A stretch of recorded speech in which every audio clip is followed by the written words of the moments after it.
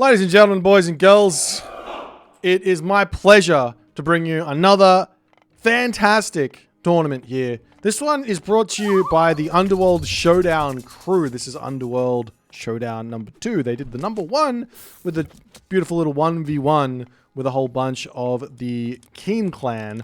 Not the Keen clan, with the Fox and Aces before Fox disbanded. Now we've got a 2v2 with them. I'm going to be jumping around a little bit, trying to cover as much of as I can. There's going to be 2 series going on at the same time throughout this tournament. I know the Underworld Showdown crew are casting this one. So if you're watching here and you want to follow this, have them up on another screen as well. They might also post the VOD somewhere. I'm not sure where. I'll be trying to figure out where that is and link you guys to that one as well on YouTube. But in the bottom of the map, we've got ourselves Nulra, and his teammate is going to be Ulysses. On the other side of the map, in the green color, playing as Hades, his name is Poker, and his partner over here in the right-hand corner of the map, in the yellow color, playing as Gaia, is Lehorla. Thank you for the tier 1, Lord T-Mac. Appreciate you, my friend. And yes, the map is Jotunheim. So an interesting map to kick this off. I'm not exactly sure what the best ofs are. I know this is like the round of 16. There's only 16 teams in this tournament. Maybe not quite 16 teams, 15 teams-ish in this tournament. So, or maybe not even 15, 14 teams maybe. So yeah, it's a small one, but a fun one, and a lot of interesting stuff to come in this one, as we're going to be seeing these players no holds barred, playing absolute premium strategies. So none of this like I don't want to play an OP strategy because it's going to make everyone quit. This is about a tournament. This is about winning and pride and ego and all the good things. So we'll see what they're going to go for now. Ulysses over here on the right hand corner with the Thor opening up with this Dwarven Armory opening. Poker just going to be playing a stock standard kind of Vaults of Erebus style thing here. I believe this is the first game in their series, so we'll see exactly how it's all going to go. But if you had to put an advantage, oftentimes at the start of these tournaments, the first round can be a little bit lopsided due to, well, the mismatches going on with the players. So the best teams are going to be playing against the worst teams at the start, and so on and so forth. You can get good games in the initial parts of the tournament, especially if those lower level teams come in with some really nice teamwork. Now, Hades and a Gaia, very, very defensive. Will they work together nicely or not?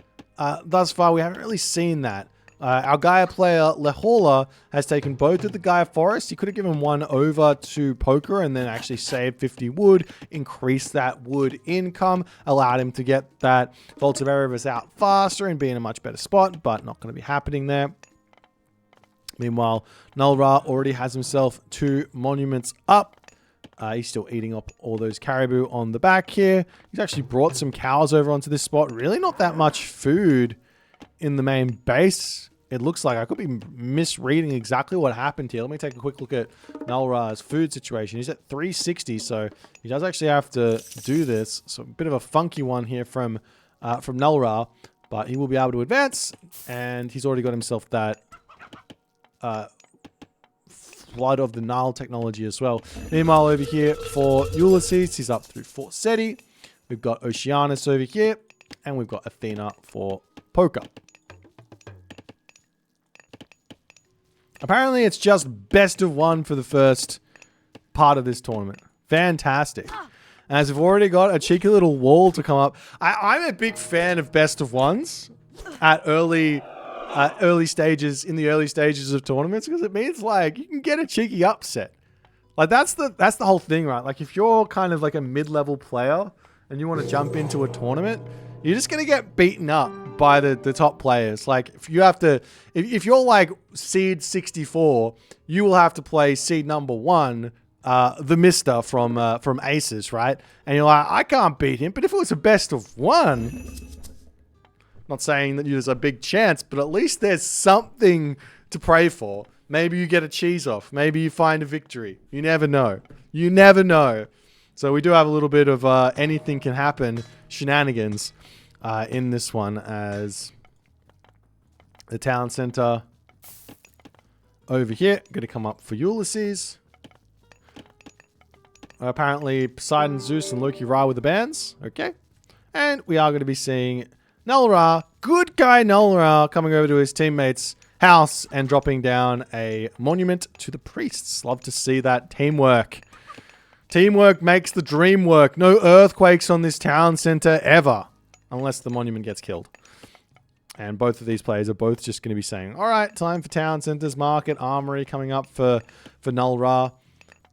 I feel like if you're playing in a team game, especially on a map like this, put the market like straight up against the side of the map here, and you're going to be able to start that trade at some point over here. Potentially the best market is actually in this corner. It's a very strange map, to be honest, this Jotunheim. As the wall spammage has well and truly begun. But guess who's got access to a rock? A certain Null Ra Leroy Jenkins at the bottom of the map here does have access to a rock. He can go through Hathor and he can just flap those little wings, drop villagers, drop berserks over the side. I want to see the rock being used for Ulysses more so than Null Ra. Null Ra can just basically just bash through the middle with his mass Patsukos, right? But Ulysses, get him over there and make it happen. There's a couple of units pushing forward here. Ulysses wants his third town center, but this team of AOL are saying, no, not today, Sonny Jim. But it looks like it's going to be a little bit too much stuff here for the time being, as Poker coming through. He's going to actually deny the town center. It looks like it's almost taken out, and there it goes. That's going to be some lost resources. Nice play. This Berserk getting sent packing here. And it looks like it does manage to get out of there alive. And the Caladra can actually heal this one up. There you go. And it's going to happen there. Get that heal. Get that elf back in. Look at it go. Every single Greek player rejoices. This is something that, like, probably makes Greek insanely viable in team games. You can't really kill Greek myth units in the classical age, but then all of a sudden, if you've got like a Gaia, an Uranus with Oceanus, or you get an Egyptian player with some priests, or you get a Freya from Norse with the Valkyrie, all of a sudden, those myth units then get healed back up, and you can live the dream there. There's the Terma. Going to be charging forward. A couple of longhouses up on this spot. We got the cheeky little healing spring to get dropped down over here as well, as it looks like Ulysses will be able to complete his third town center. And Lehorla and Poker will have to start thinking about what to do next, because Null Ra, he's been given everything under the sun right now. He has 3 town centers. He's got his heroic agent. He hasn't been touched. He's got 3 monuments. He's going to the heroic age there for Sobek. 78 favor in the bank to spam these bad boys out. He can drop a prosperity down as soon as he wants to. If he wants to put a whole bunch of villagers onto gold and then spam out those Patsukos, he can do that. And we're also going to see a monument to the pharaohs coming up there for Null Ra as well, momentarily.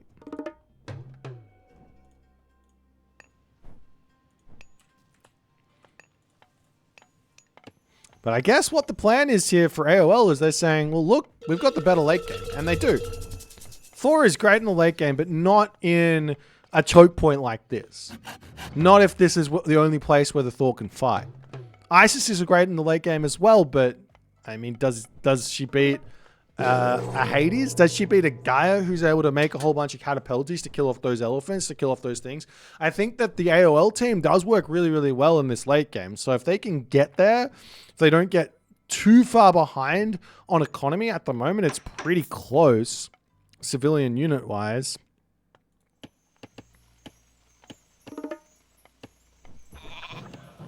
I love this monument here from Nullra because it's, again, Earthquake off the table, but if he moves forward and empowers it, that's going to just be the entirety of this position just blocked off for God powers, so not even any Carnivora will be able to get thrown down on that position there. There's the Spearman getting sniped. Unit's going to be pulling back.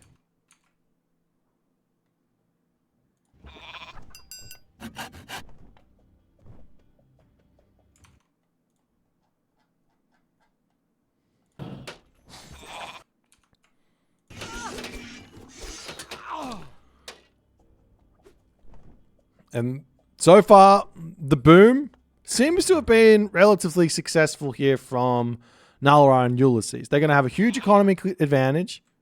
But just because you got an economic advantage doesn't really translate into a victory, I don't think. My personal opinion on this is that, you know, economy is just one factor, one part of a way to get yourself an advantage. You still need to have a really strong army. You still got to take a really good fight. You still have to win the game. So it's just an advantage. It's not anything else. And your opponent can find advantages elsewhere outside of economy, like all these walls getting placed down. This is a big advantage right now that AOL has cooked up, as it's going to take a while to actually take these walls down. And behind all of this as well, they can actually just keep putting walls down there as well. But the thing that's worrying me is how long it's taking to get those third town centers up. We're seeing an attempt at a heroic age. Nullra is over here with his rock, but whether or not he's going to think to use this, we have to wait and see.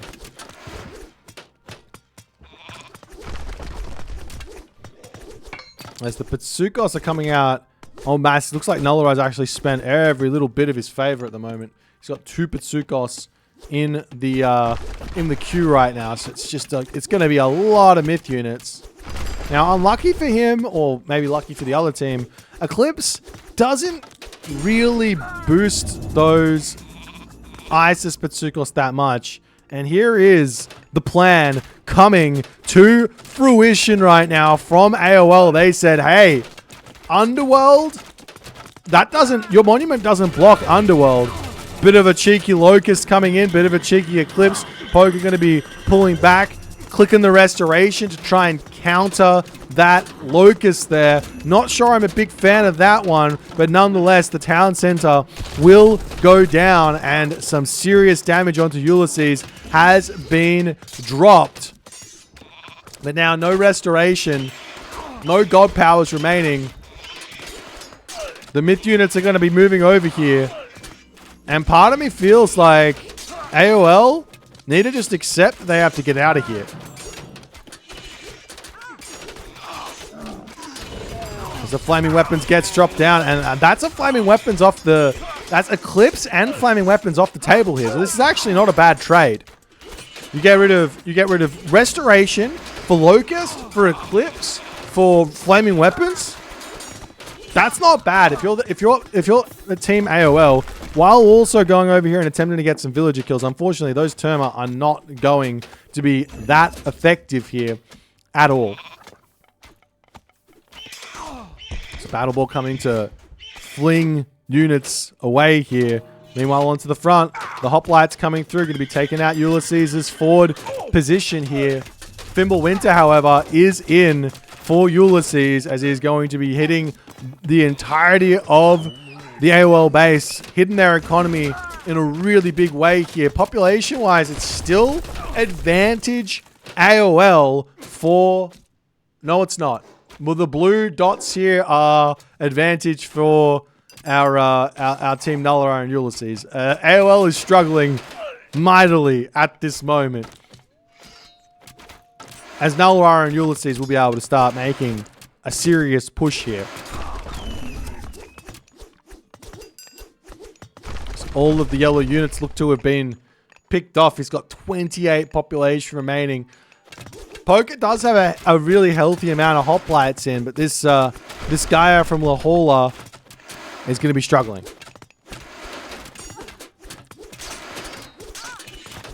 does have a lot of resources in the bank, though, as he hits the heroic age. Can't have already get dropped down, but that's going to get picked off very, very quickly by those Patsukos. Immediately targeted down as Poker realizes he has to retreat back. And Ulysses and Nullra look way too strong on this position. The Throw and Axeman doing huge damage to that infantry line. The Patsukos also very, very powerful here. Battle Boar's also going to be joining into the party as both of the AOL players here dropping immensely in terms of population. The palace to come down for Lahola here as he's trying to make some things happen. He's got himself 6 military barracks, but that's about it. And 3 counter barracks. You can't really build any units out of there. There's not really much use there for Terma or anything like that. And in that moment, AOL does decide to tap out. GG, well played. A great attempt here from AOL. They got out the flaming weapons, they got out the Locust, they got out the Eclipse for a restoration and Underworld passage, but the follow-up wasn't quite there. They needed to have this position on lockdown on the front here so that they didn't just get broken through. That Fimbulwinter not getting denied, as I think Ulysses had himself getting the heroic age in a different town center, maybe on the front. But well played there by Ulysses to get that Fimbulwinter off, get that mythic age in and not get that one denied. A nice try from AOL. One thing that AOL could have done here to give themselves a better option to understand where they needed to attack was get this technology, Oracle. Something that we don't get to see all too much, but if you got Oracle, checked which town center was going to the mythic age with the Pegasus, then he would be able to see, and then he would be able to go and take that out. I mean, unfortunately, if it was the forward town center, you probably wouldn't be able to kill it because the entirety of the army would have been there, but then you would have known what's coming for you, and you probably could have delayed a little bit, waited for Fimbulwinter to come out, and maybe go for something a little bit later. But anyways, if you guys enjoyed the game, please continue to follow on the Twitch, from the YouTube, hit that subscribe button. We're going to continue along this tournament here and jump into another game. We are swiftly moving along in this tournament. We are still in the round of 16. It is still best of 1. And we're going to be covering the fabulous, the inedible, the inflatable, the... I don't have any other able words to use. My brain stopped working. He's in the blue color. He's playing as Ra. His name is Illuminati. His partner today in the red.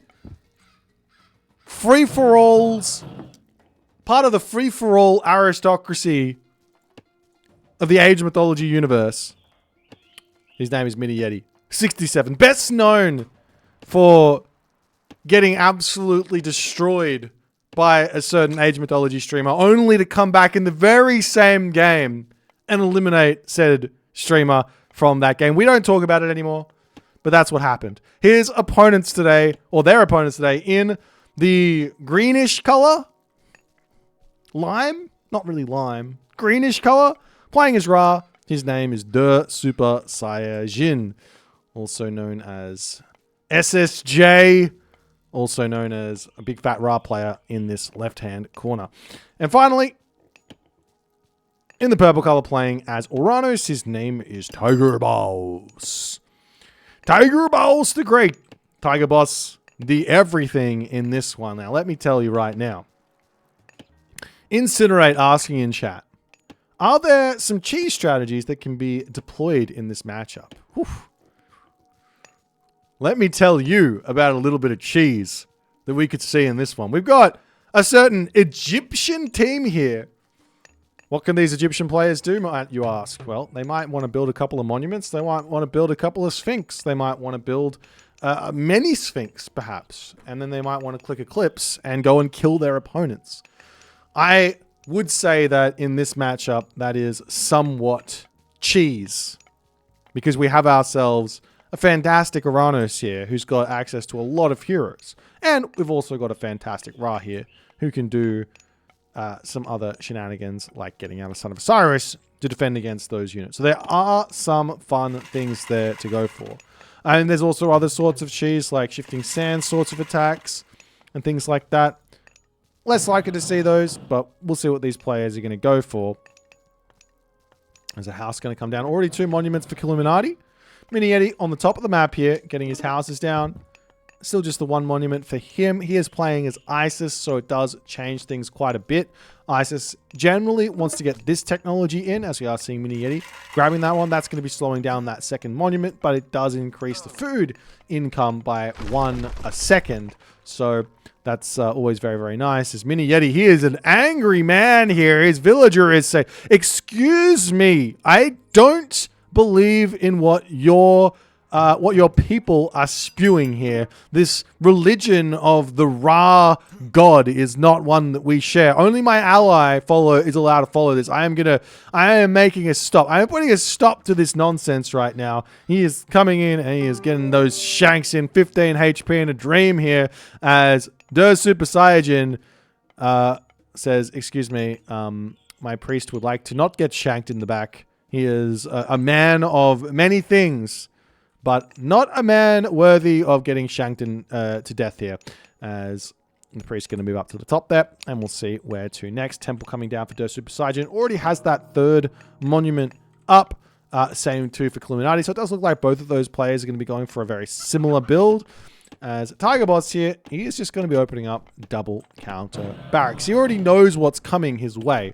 As we see Oceanus here for our main man, Tiger Boss.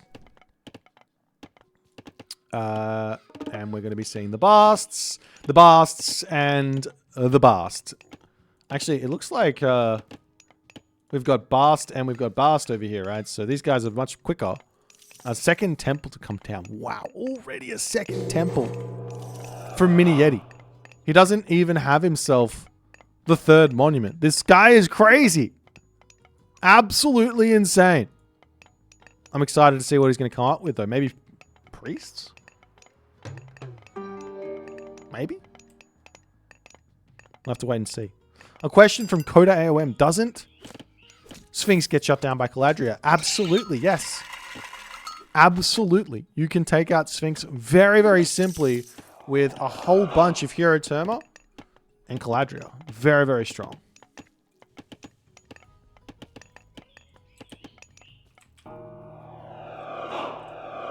Tiger Boss grabbing himself a couple of relics. Does get that Staff of Dionysus. That relic is beautiful because it means he's going to take damage from Sphinx, take damage from the Sphinx raids and things like that, and those villages are just going to heal right back up. Let's jump around and see what these players, if they've got any relics. Illuminati, no relics. Over here, no relics for Mini Yeti either. For Walkrul, he does have himself 1. Pygmalion statue is going to be a big help just to survive, keep his villagers in a nice spot. And we do have quite a few Tusk of the Iron Boar. Hecate's Torch there as well to make those God Powers a little bit cheaper. And obviously that Staff of Dionysus to get that 1 HP regen in. As the Terma heroes poking forward. Gonna be retreating back away here. Already a ton of Sphinx out for Illuminati, but I've seen Illuminati doing this strategy literally against Tiger Boss before. And Tiger Boss was able to hold by doing the exact opening that he's been doing here. So we'll see if it's going to work or not in this situation. Meanwhile, on the bottom side of the map, Market, Armory coming down for Mini Yeti.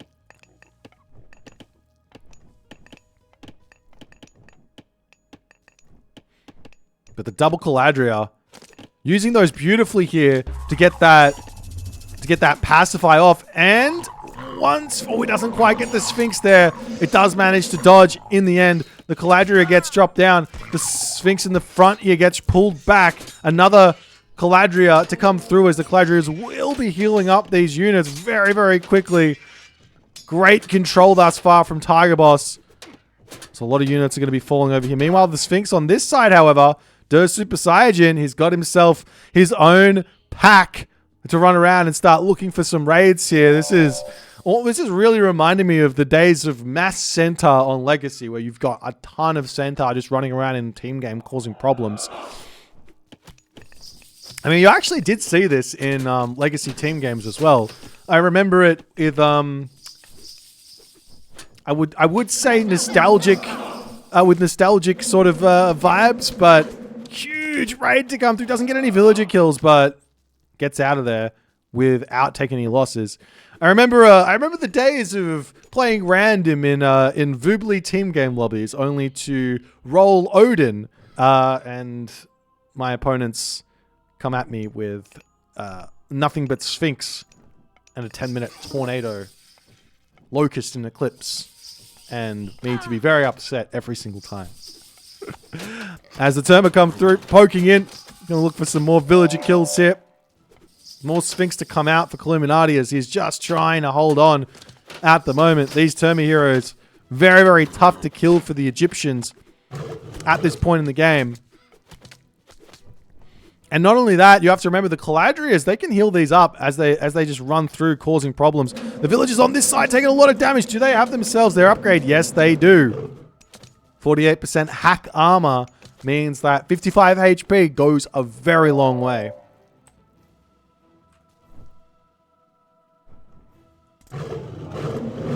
As the Heroic Age is now in for Mini Yeti. And he does drop the Ancestors Eclipse down straight away onto these villagers on the back here, as all those villagers need to retreat back home. We're going to see the Terma heroes getting pulled back as well. As I actually wouldn't be surprised to see an immediate Migdol stronghold and potentially going to the next age here for Mini Yeti straight away. Given how this game is shaping up, that makes a lot of sense.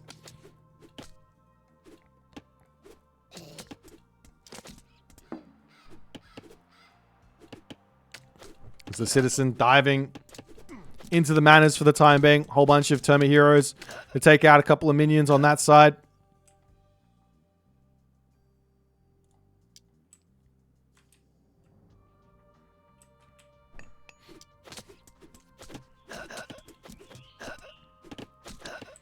A couple more minions going down, and it looks like the damage not really done here. It did deny the town center, but realistically here, Tiger Boss doesn't really need a town center here. He just needs to keep on making these units that are going to deal with the Sphinx. The Sphinx, look at these scary bad boys. He's got quite a few of them. 9 big boys, big kitty cats running around causing problems. A nice little distraction there from that one, as the Sphinx of Illuminati are going to be pushing into the main base of the Super Saiyajin is trying to heal up his own dudes there. As the Sphinx coming through, the Eclipse gets dropped down. The town center going to be the target. Shockwave gets dropped down. Great reaction there from Tiger Boss, but he doesn't have anything else to help out as the Sphinx is going to come through for Der Super Saiyajin. Got to be careful here. I don't think he can click.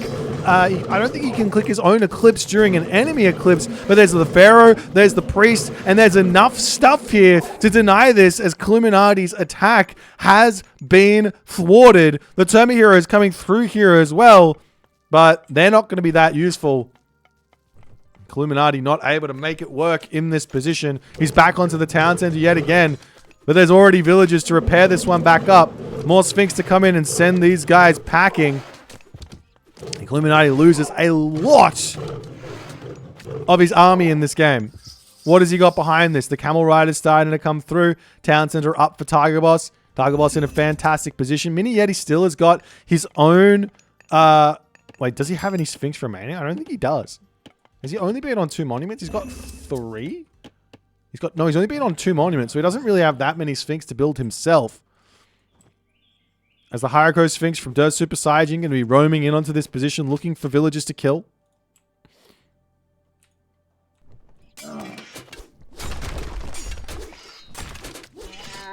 And the Scarab, look at this Scarab, 75% Pierce Armor in a Dream, trying to take down a Sky Passage. A lot of Terma heroes. They will be able to eventually take this bad boy down, but does manage to at least kill off a Sky Passage there.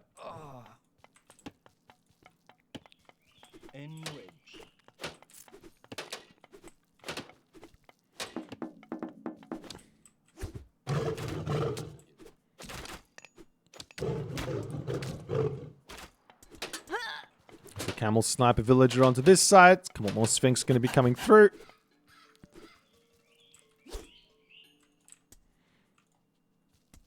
Tiger Boss losing an Oracle over here. And Illuminati, while he's lost all of those Sphinx and he lost Eclipse, there's still room for him to continue in this game. Tiger Boss, however, is in a fantastic position right now. And he just has to continue to play a solid game here, and he should be okay in this one. Villager differential right now for Tiger Boss and Super Saiyan. They are in front by a hefty margin here, but a lot of that is just from the Oranos civilian units.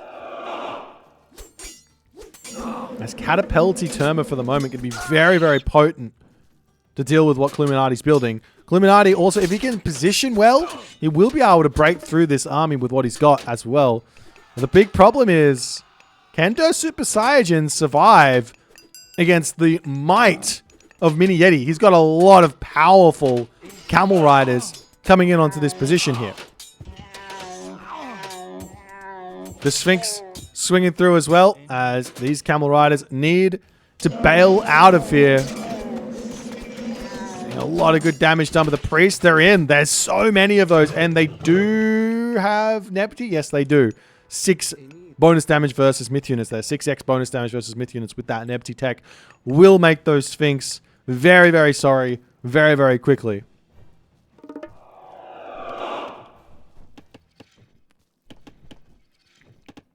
Question in the chat, why is green so far behind?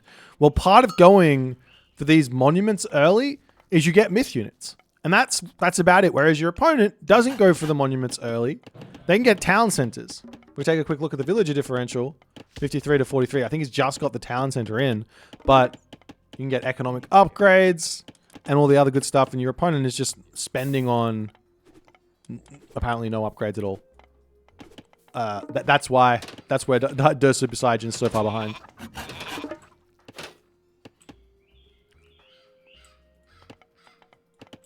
It's the Tiger Boss units coming in onto this position. We do see a big tribute there over the Super Saiyan to try and prop him up in this game. Tiger Boss is looking at this position going, well, realistically, all Der Super Saiyan needs to do here is not die to Mini Yeti, to the Isis, and he will come out in front. Once the Ra player hits the late game, sure, the Isis has got a little bit more population to play with, but the HP advantage of Migdol units just trumps pretty much anything the Isis player can do in the late game. It's Illuminati over onto this side here. Those hero units here doing a lot of damage. But Der Super Saiyan should be coming in and supporting here. We do see a big, fat Chaos getting dropped down. He does still have himself Eclipse here as well. Mini Yeti kind of not playing to assist this one, as it does look like this is all being held. The villagers here under attack. The Sphinx as well going to be going down. Do we see any sort of Mythic Ages coming through? Not just yet. Another Scarab in for Illuminati, but that's going to be getting taken out very, very quickly, it seems.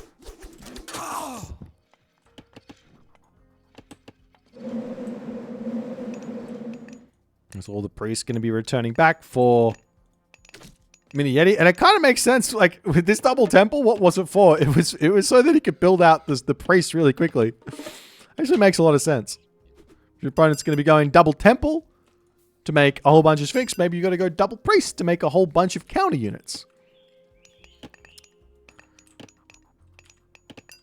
Der Super Saiyan going to be coming in onto this spot here. Ready to get some good damage done. No, this isn't damage. This is his ally. Never mind.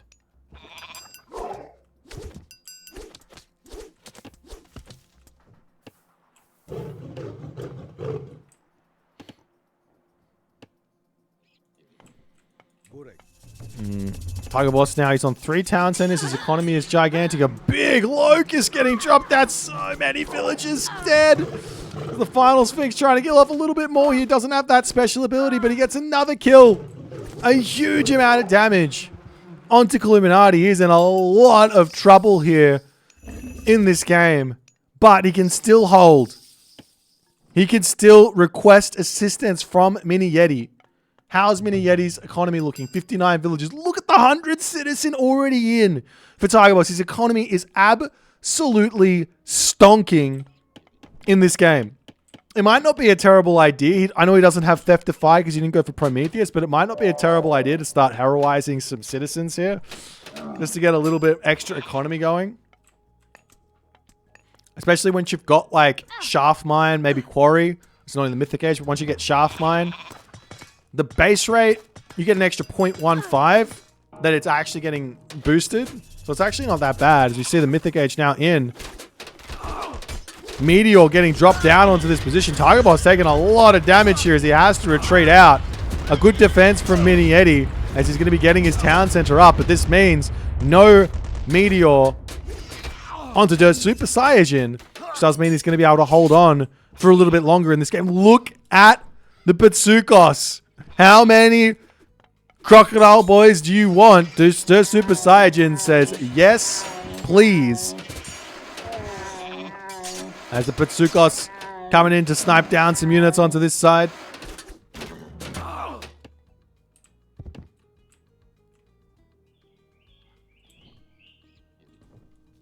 Illuminati, he is on 2 town centers now.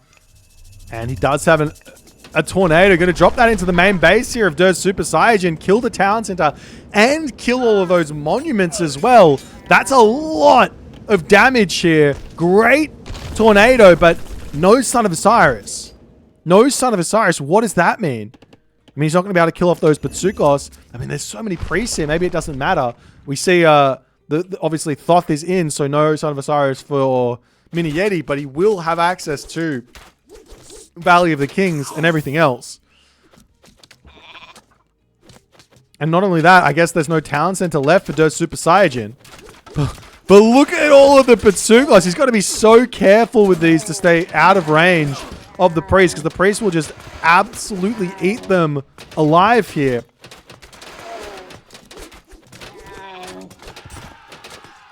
As we see the Tiger Boss army coming through. He's not going to the Mythic Age just yet. This army here from Illuminati, very strong, but a chaos to come through and cause some problems here. The town center falls. Mini Yeti needs to retreat back and deal with this. This army for Tiger Boss is so insanely potent against what both of these players have. Chariot Archer Priest against Destroyer. The Destroyers are just going to mow everything down. At least the Chariot Archers, if micro well, they can take out the Arcus. They can take out the Catapulties. But he has to micro. Dirt Super Saiyajin coming in for a bit of a pincer move. Shockwave gets dropped down. The Catapult is getting some huge damage, and Mini Yeti has to get out of here. He does have himself that Valley of the Kings technology, so he will be able to rebuild his army very, very quickly.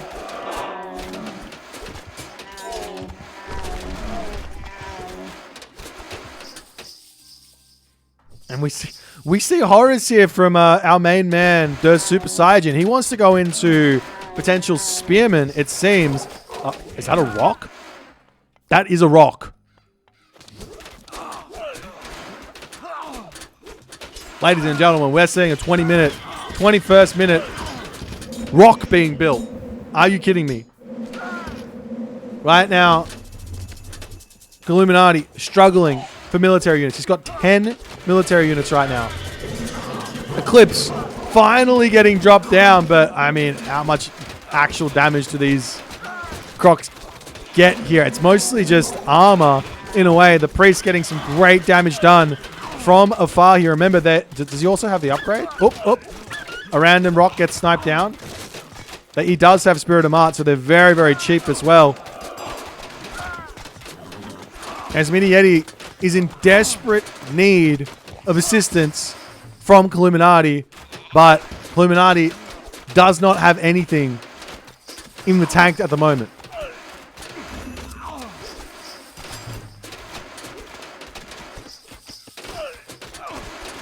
Migdol stronghold for Mini Yeti falling.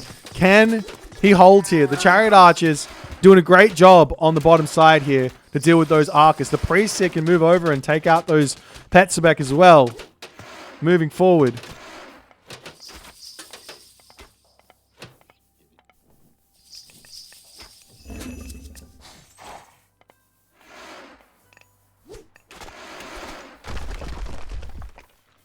Now we're seeing the units actually coming through for Illuminati. He's starting to get a fairly sizable force here, but the problem is still Tiger Boss is just gigantic in this game right now. And he's almost Mythic Age. Dirt Super Saiyajin, also Mythic Age. He's going to have that. Horus, I'm actually kind of shook we aren't seeing Osiris here. Just on the fact that you can just make mass camel riders and then what's your opponent going to be able to do as the Thoth user.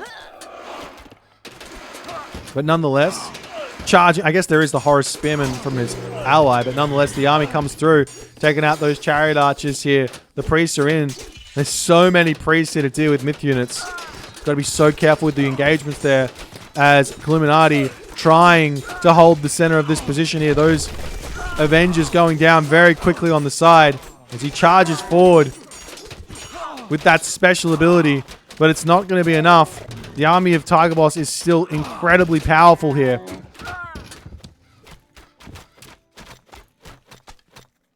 Oh, and we've got the you got the Valley of the King Spectator Bug. The Valley of the King Spectator Bug. We've got the big fat Tartarian Gate to get dropped down into this position. Tornado getting dropped down as well. Villagers getting pulled out. They're going to get sucked up by the tornado there. I mean, will this be enough damage? Citadel Center going to be living, it looks like.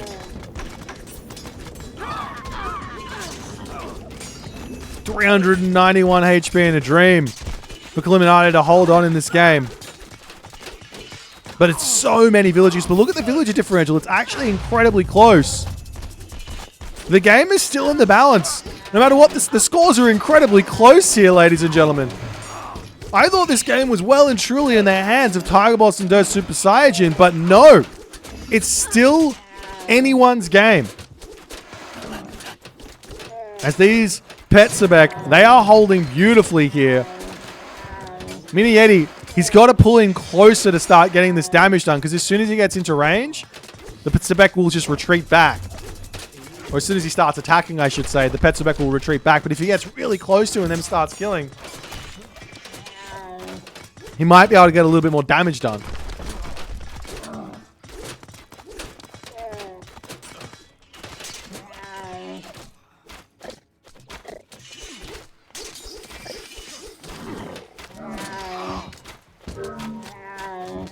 Oh, and Illuminati taps out. And the game's over. Tiger Boss too powerful, it looks like. The trade route getting shut down makes Illuminati... I mean, his game is basically over, I guess, with no gold. But Mini Yeti needed to kind of come down to the rescue of Illuminati in this one. He had to somehow figure out how to deal with this Uranus. If he kills off this army, right, then Illuminati can... I mean, where's the gold, though? There's, like, no gold on this map. There's one over here. You got to come up through a transport ship or something and get onto this gold mine. What a strange game. This is 2v2 action, ladies and gentlemen. We're seeing these players going for it.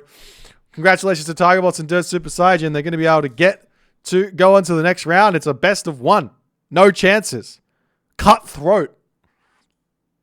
I mean, what else can I say? This is Age of Mythology. Move on to the next game in the tournament. I'm not going to be able to cover them all, so make sure you're checking out the Underworld Showdown as well to catch the entirety of the other side of the bracket, or potentially Yo Dessler if I'm not casting one that he's doing. Anyways, GG. And we're back. Another round of 16 Gimmity game. This time, a David versus Goliath matchup in the making.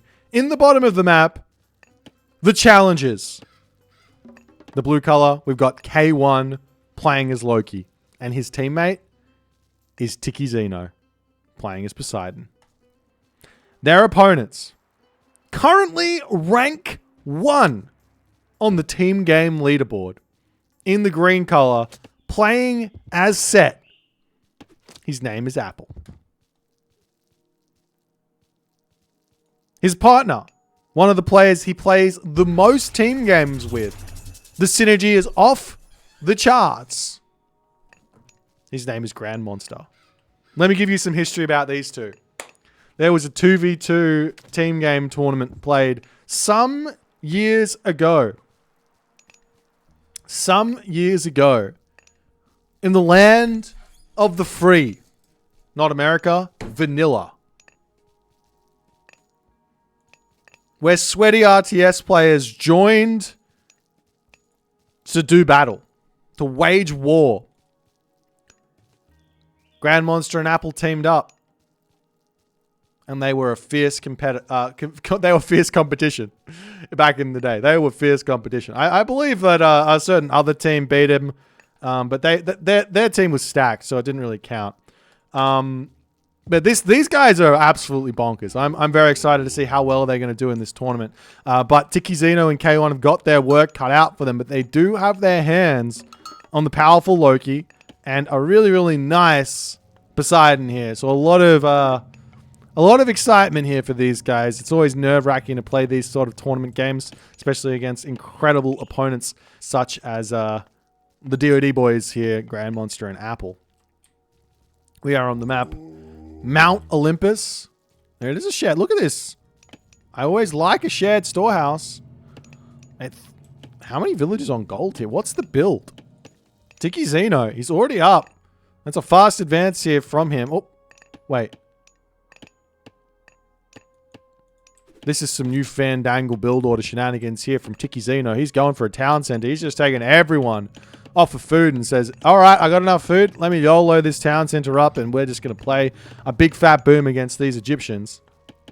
Yeah, if any budding Poseidon players out there, better start taking notes on this one. This is the new meta. Maybe. I don't know. Oh, and Heimdall. Let's do. I'm plugging for these guys. I want these guys to show these RTS Sweatlords what it means to be a real team in Age of Mythology. Bast coming through from Grand Monster. Dar coming through here for Apple on this side. I'm a big fan of Set in these team games. You can do a lot of cheeky shenanigans with shifting sands to catch your partner's opponent out of position, because they're going to be wanting to fight thinking they're all safe, and then all of a sudden there's a big fat army that comes in and wedges them in. So there's a lot of really, really fun stuff you can do with shifting sands as Set. As a town center is now up for Tiki Zeno, and he is off to the races. K1 on the other hand, is he also going to be going for a town center? The Hersa are moving forward. It looks like they are. I'm a big fan of this sort of an approach to playing Age Mythology team games. The approach is, it doesn't really matter what you do, so long as you do it together. So long as we die together, we win together, we lose together. It's all going to be good. The thing is though, if you do this and it is looking like they're going to be getting away with this nice, Undermine? Hello? Undermine on the table? Saving it. Saving it. There's 100 gold in the bank. Oh, wait, wrong person. There's 100 gold in the bank here for our Apple, and he probably would have been in a little bit of trouble there to get the town center back up if that Undermine came through, but didn't want to use it. He's going to be using it for a different purpose here, as both of the DoD boys are saying, all right, if you guys are going to boom, we're going to boom. I don't mind. I don't mind going boomy. No problems. But K1 here, Heimdall plus Rigstula. He hasn't pre-queued it, but hopefully he's going to be picking that one up as fast as he possibly can. Little secrets to get this out even quicker. Wait, let's actually take a look at his favorite situation. He's got 11, so he needs a bit more. But don't use your town center to shoot your animals down. Use your villagers. And eat all of your chickens nice and early. Maybe get yourself out an early husbandry so it's well worth your time to be on the chickens as well, because that boosts the herdable gather rate. And then you can also kill off a couple of goats to get the final bit of favor in. So you can have a nice way for that to go there. As the I Am Apple hyena spots the town center. And we'll see what they're going to do to follow up this situation here.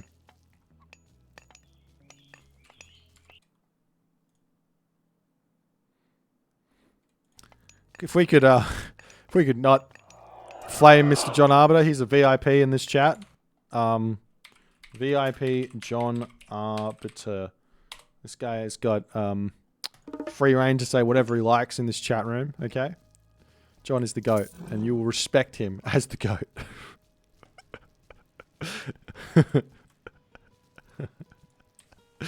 Alrighty.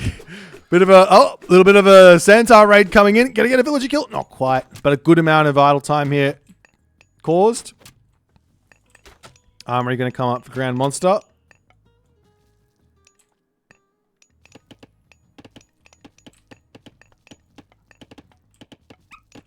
As the heroes over here do spot a little cheeky monkey. And a very cheeky monkey now dead. Now, one thing that these players haven't gone for just yet is there's a lot of relics around the map here. A lot of relics. And that one's been picked up. Let's see what they've actually grabbed thus far, as we are seeing a little bit of a raid coming in from K1. K1, no relics. Tiki Zeno does have System of Bars. Going to be helping out. Grand Monster, nothing. Apple, nothing. A classic.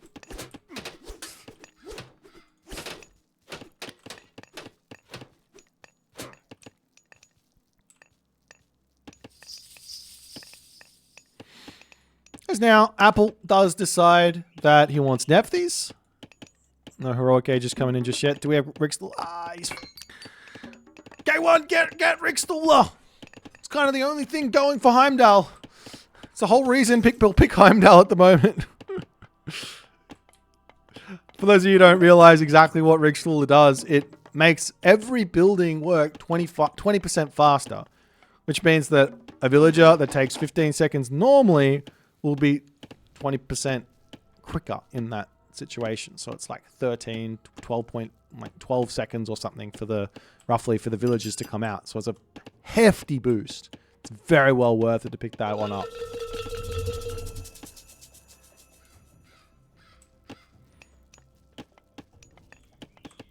Every building, literally every building.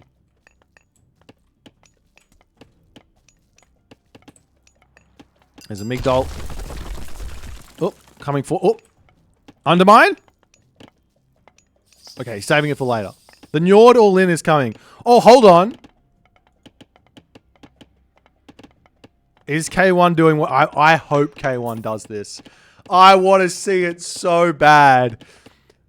For those of you who have not watched the video, I put out a video not too long ago called The 5 Most Busted Strategies in Age of Mythology Retold. Number 5 was a Heimdall variant of a certain obnoxiously strong... If left to execute this strategy, which he is getting left to do, it is obnoxiously strong. A Berserker Rock to come through, and especially if you work with your Poseidon partner to get a bronze down. Oh, he's got it coming. I'm plugging, and the Bragi coming. Oh god, I'm getting a little bit excited. The Rick Stooler is in as well, which means that Heroic Age is going to come in nice and quick when it comes in. This could be big. The army, however, from Apple is pushing a big fat berserker. Come on, K1. Show me the business, my dude. Get the units out. All you got to do is spam units, get upgrades, get yourself... You got the medium infantry already. K1's got this, guys. All the doubters out there, they're up against one of the strongest, literally the strongest, the highest rated team game player currently. But just because you're the best doesn't mean you've seen it all. Throwing Axeman coming through. Probably not the best unit to be building against this pure Migdol army. Great hauls to come through, but you do have to be scared. If he is going for this, you do have to be scared of what? Axeman. Counter infantry units. Throwing Axeman getting taken down. A little bit of a raid to come through. We do see a vision coming in onto this position as the shifting sands to come in. And the pain train from Apple is coming. Ceasefire gets clicked. Great teamwork here from Tiki Zeno. As they say, excuse you, please remove thyself from my lands.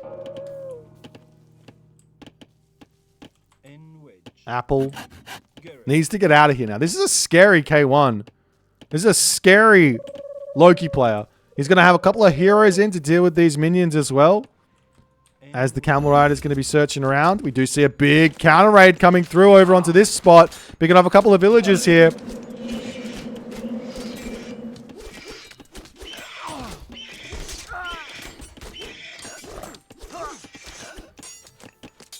Scorpion Man over here getting some good value, but the hero is onto it.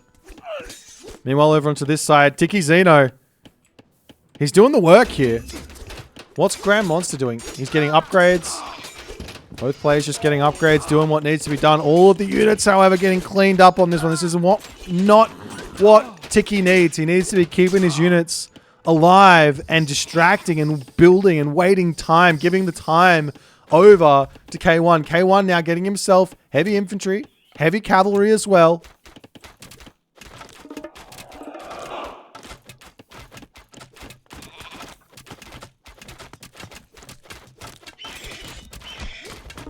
As the Deuterinos coming forward, attempting to take these chariot archers out. They're very, very powerful here.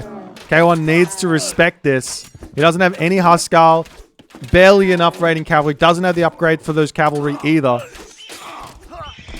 Potentially, if Tiki Zeno can come in here and support, flaming weapons getting dropped down. The chariot archers will start the shoot and scoot. As the army of K1 is not going to be able to chase this down.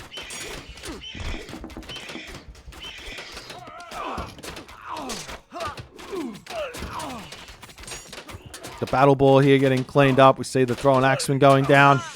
And K1 loses everything to that flaming weapons. The Berserknarok that I was hoping, dreaming, waiting for has not come to fruition. The Berserknarok bronze flaming weapons, potential Fimbulwinter as well, not going to be coming in this game. We can hope, we can dream, we can wait. But the chariot archer, the plague of the Egyptian chariot archers, will now be felt in full force here as Grand Monster drops Ancestors Eclipse down onto this position. Going to be able to take out that town center quick smart.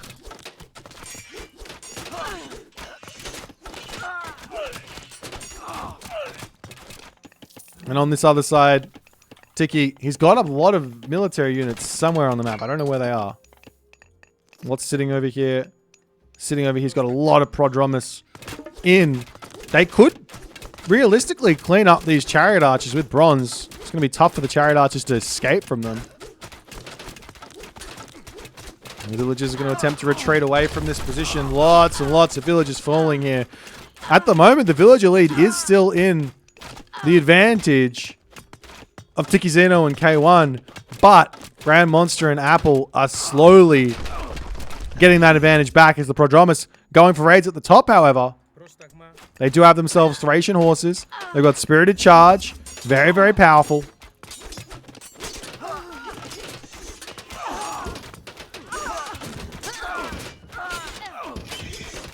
All the raiding cavalry over here getting cleaned up.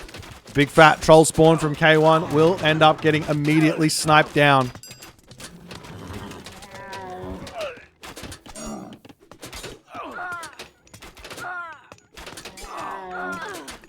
And the pain here for K1. He needs assistance. He needs a purple Tiki to get over here and take these units out. But Apple is absolutely unrelenting with these chariot archer raids. I mean, he's a little bit of mercy. He leaves 3 villages there. As the main town center of K1 about to be falling. We do see the bronze to come through as these Prodromus. There's a good hefty amount of them in here. A little bit of an attempt at the shoot and scoot happening, but they're speedy and they do have a lot of lifesteal here. More Prodromus to come in. The cavalry, just like Rohan in Lord of the Rings, coming to save the main characters. I can't remember what happened. He's in. He saves it. And K1 gets to live another day. But a beautiful choke point on this position here, as there's also Camel Riders to help out. Those houses need to be deleted to allow the Prodromus through here. Bronze is now over as these... Oh, and he does delete them. Tiki is trying to break through on this spot. Those Prodromus are getting huge value here.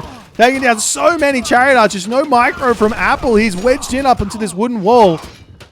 And he will manage to win the fight, but he loses a ton of units here.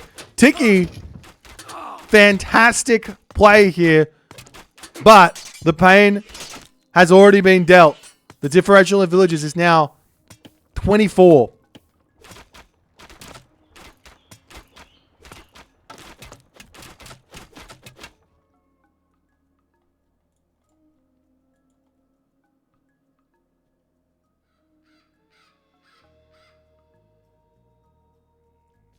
And what next for Tiki and K1? The score is still equal, ladies and gentlemen. K1 might be suffering.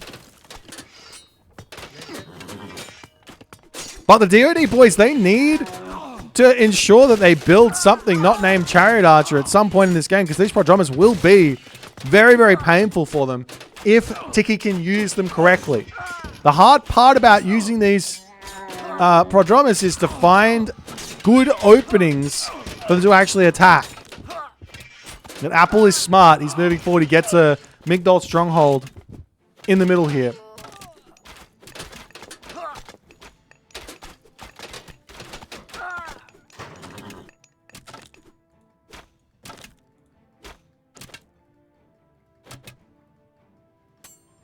There's the Spearman coming around onto this spot.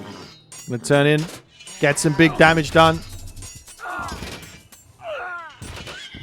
And now Spearmen are in for Grand Monster, and that is going to put a stop to the Prodromus menace.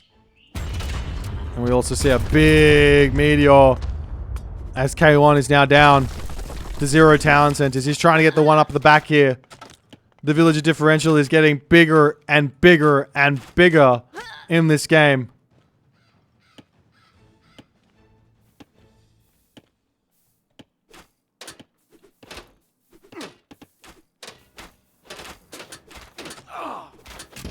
Apple kills a couple more Herser over on this spot. More units to come in. And we've got Artemis queued up here from Tiki. Thoth is pre-queued here for Grand Monster. He's a ways away from it. Can buy some food and potentially get there though. But K1 realizes the game is lost. Tiki follows suit. And a valiant effort here from Tiki and K1 against this incredibly strong team of DoD boys. I thought K1 was going for the all-in. It would have been a thing of beauty. I guarantee you fireworks. Can you imagine the strat, though? Poseidon, Loki, 190 pop, pure cavalry, 190, or probably, let's just go with something like 150-ish units from the Loki side of things. With Berserks, a full bronze flaming weapons in Go. Oh, it would have been a thing of beauty. Tiki, Xeno, and K1. I mean, I thought they were doing it. They'd set up so beautifully for it, but K1 kind of panicked, and it just was not to be. Anyways, better luck next time. We'll move on to the next game. Alrighty, we're back, and we are now entering into the semi-finals. These players have already played some incredible games, and, well, I mean, some of these players have already played an incredible game. Some of these players have gotten handed a bye and are playing their very first game of the tournament. In the bottom side of the map, it is Grass, and he is playing as Loki. In the right-hand side, his partner is Kavoth, playing as Uranus, and we already saw their opponents playing a game, finding that win very, very nicely. Tigerbots here, he's going in with Loki as well, not going in with a with an Atlantean at all, and he's actually giving the Super Saiyajin the Gaia. This is crazy. Wait, the chickens are red and kind of black as well. That's kind of cool. Nonetheless, I would never have expected this. Not in my wildest of dreams. But Tiger Boss is not playing an Atlantean in this game. We are on the map Erebus. I believe this one was selected randomly. I think the tournament is kind of a little bit more on the kind of anything goes type of stream. Like you could pick double Loki if you want. You could pick double Uranus if you want. You could pick double Zeus if you want. But we'll see how things are going to go. As the villagers going to be enjoying these Aurochs and getting them all their good stuff. Grass, one of the better kind of Norse players out there. He's been playing Norse for a very long time. Oh! I don't believe he's got the damage. I believe the Berserk is going to be fine. But Tiger Boss, he is being very aggressive here. Up. And that's it. Up. Oh, he gets it. No, he doesn't get it. That's the type of plays we get. That's what everyone's after. Greta is mad. Greta is Greta.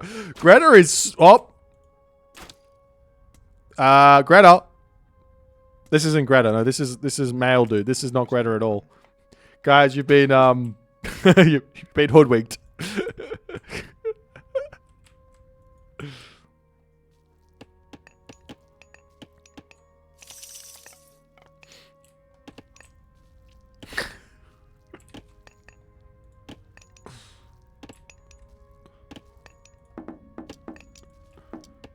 All right. Kavoth opts into Oceanus. No real surprises there.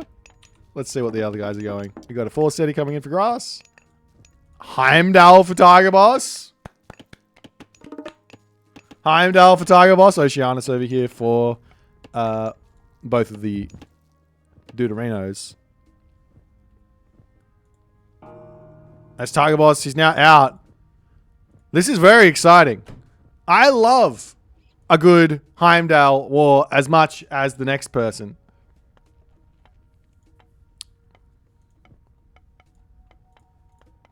No Rigstool or pre-queued. This is the rushing variant. Wait. Is he going to sling? Wait, no, he has to build a market first. He could go... He's not in the classical age, but he can totally sling to Tiger Boss. Oh! This is my favorite type. Wait, I'll just click on to Tiger Boss's thing and we'll see if it actually happens. But he has to drop a market down straight away so he can start slinging. He's going to drop a mana. Do we see any buildings?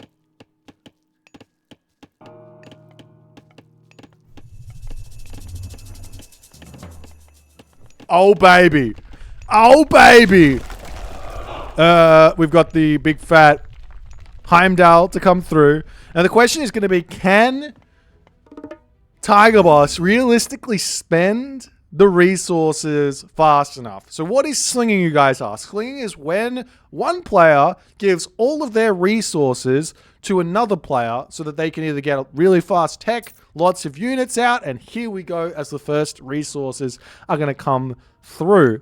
And I guess what Tiger Boss can do here is he can just put nothing but villagers onto gold. You get a ton of gold from this as well. We'll take a quick look. He doesn't have much at the moment, but he will be getting that through, and he's going to be spamming everything out. Whereas on the other side of the map here, Kavoth, he's going to be looking to get pressure onto the blue player here to supersize him, but there's not going to be anything to attack because all of the resources are right underneath the town center. It's going to be very, very challenging to get damage done. And realistically here, to Super Saiyan, he's got the Caladria. He can turn around and shank.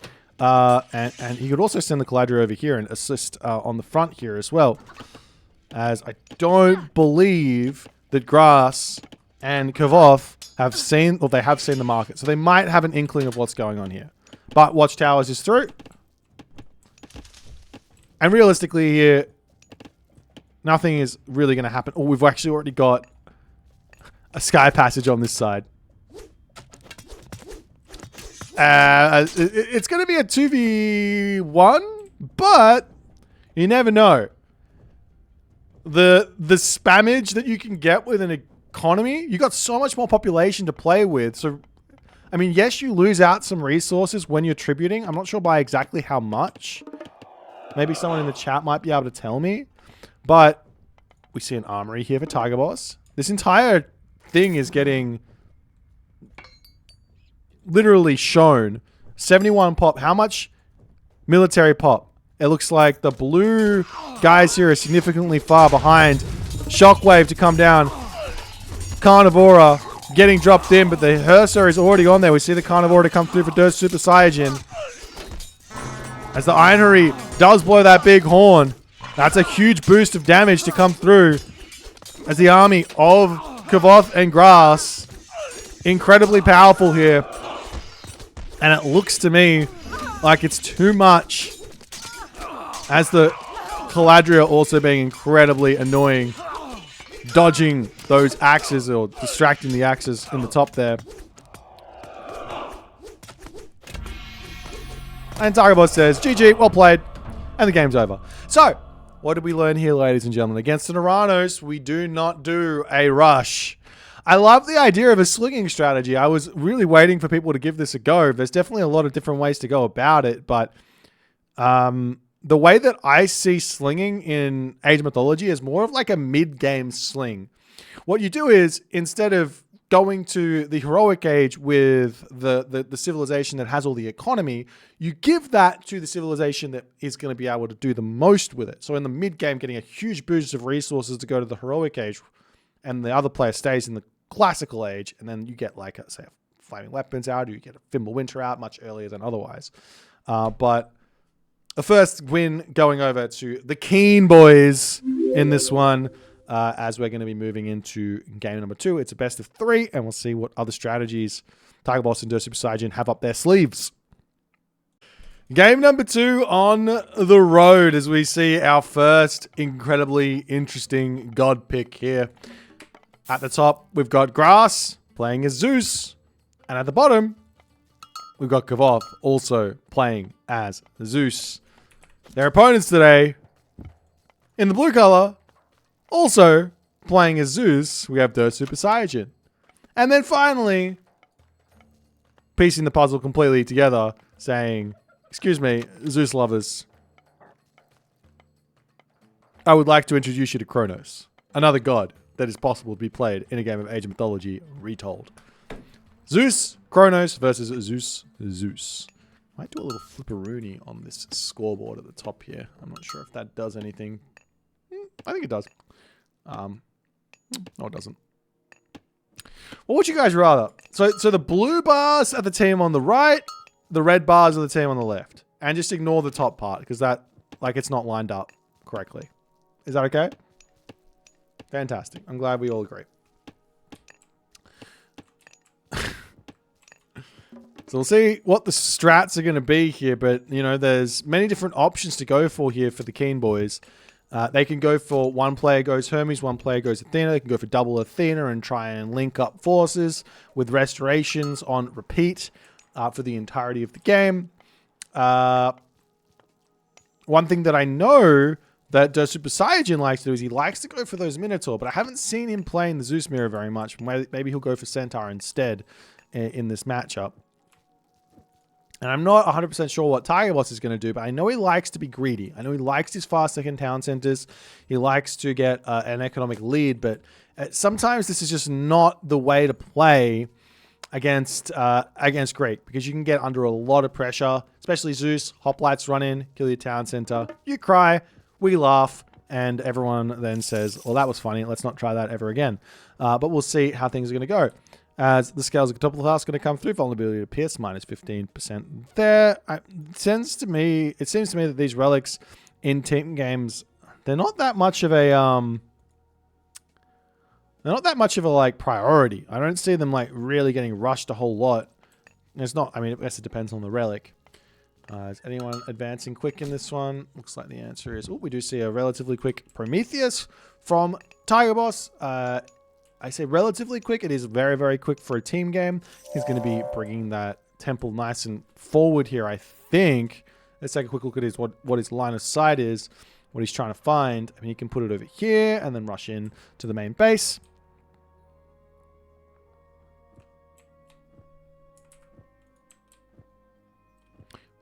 Daryl Buckaroo asking, they do more damage to buildings, correct? Yes, so Zeus hoplites, they have more speed, so they zoom around the map faster, and they have a little bit of extra damage versus buildings. 1.5x, right, versus buildings.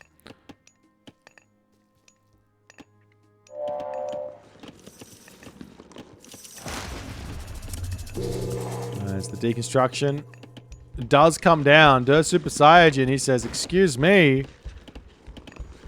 I would like some assistance, Tiger Boss. Please come and help. As the Prometheans coming through. Going to attempt to smack some of these villages here. Kavoth needs to retreat back. Needs to get his temple back up as well.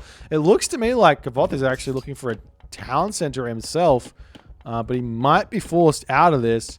Grass, on the other hand, what is he going for at the moment? Don't really see it.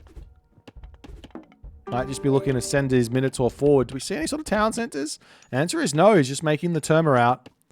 As the Minotaur will be moving forward, looking to deny a town center of some variety, but that's not what's happening here. That's Kavoth chasing the Promethean away. And Tiger Boss going to have to deal with that. Meanwhile, we do have the Minotaur in as well. And what did we see here from the Super Saiyajin? Did he go for... He did go for the Minotaur. Will he get... I mean, we know bolt onto this Minotaur is a bit of an interesting one.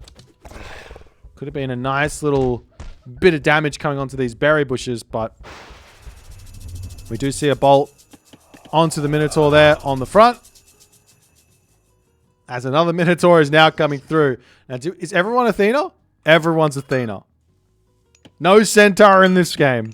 Just going to be some big, fat Minotaurs.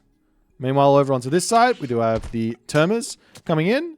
And Grass is going to very happily be getting himself a town center. Will he lose any or not is the big question. As the Valor gets dropped down onto these Termas. I think this is the best way to use Valor most of the time. It's just on low HP units. Get them back up to full HP and have that value there as we do see a bolt. Another bolt onto the Minotaur. Der Super Saiyajin is getting absolutely shut down here. He's still one town center. Both of these guys are one town center.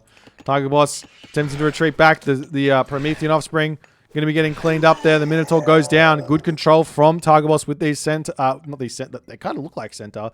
With these Terma here.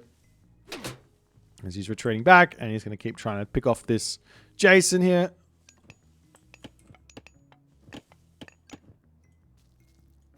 Kavoth scouting around as we see the heroes now ready to start moving in.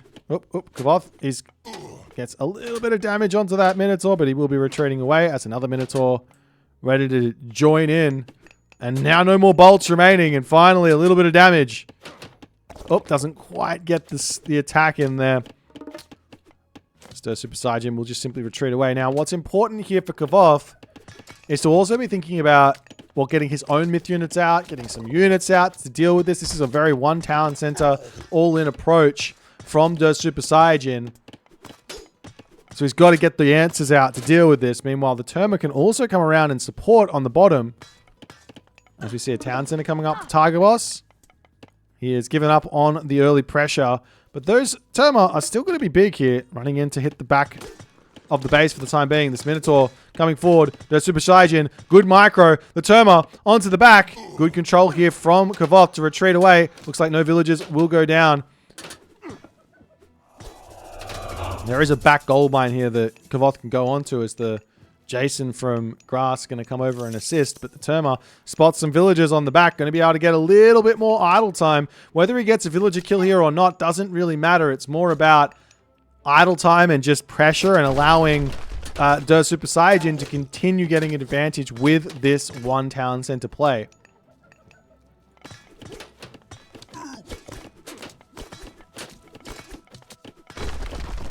But the problem is really that Grass is going to be absolutely gigantic here, I'd assume. One thing that I guess Tiger Boss can do to support here is get a whole bunch of oracles out. I think instead of going for the town center, a bunch of oracles out and then a huge amount of Prometheans, and then just meet up on this spot with Dirt Super Saiyan and just kind of rush straight through these guys. But it looks like he's going to get some economy going. He's going to have to retreat back. Grass has got the hoplites out, causing a lot of problems there.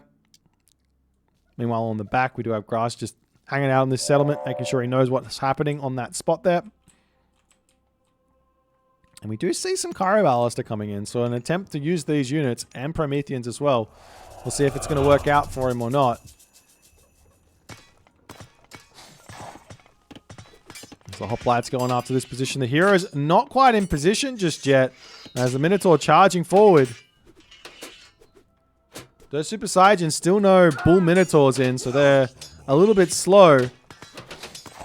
As the Minotaur comes through, gets a big fat headbutt. At some point, you just have to take the damage to kill off the enemy Minotaur. Great control there, retreating away, but good control from Kavoth as well, though he will be losing this one momentarily here.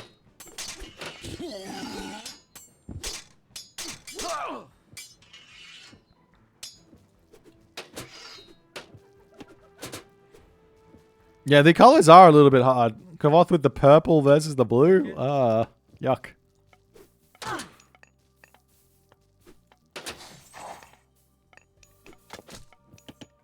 That's the term out. Getting a couple of shots in. Pushing forward, almost taking a villager out.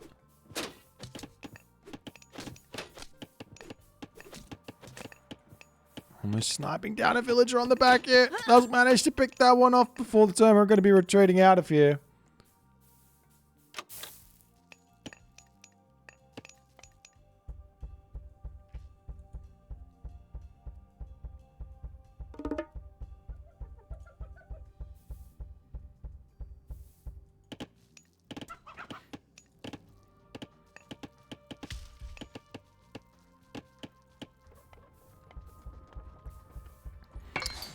And Kyro Ballista are all bringing themselves up into the middle of the map for the moment, as Tyrebos is looking to put some heavy pressure onto Grass to potentially allow Dirt Super Saiyan to do something. Dirt Super Saiyan now, he says Apollo.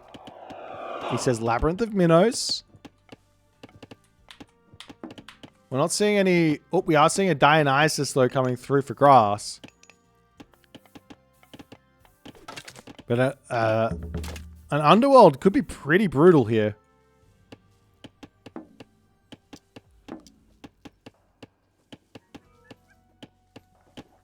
As the heroes all mustering up in the center for the time being. A couple of houses to come down for Dirt Super Saiyan on the back as the hoplites are going to be charging forward. Villagers retreating away. And now we've got the purple hoplites of Doom getting some big damage in as the Minotaurs moving forward. There's so many of them at the moment.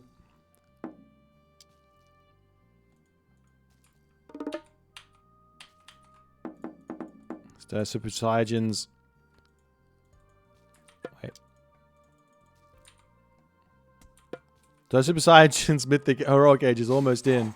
No Heroic Age from Tiger Boss just yet, but he has set up on the front here with all of these Kyro Ballista, which will make it difficult for Grass to move out, but Grass will be able to make himself those Peltasts very, very quickly.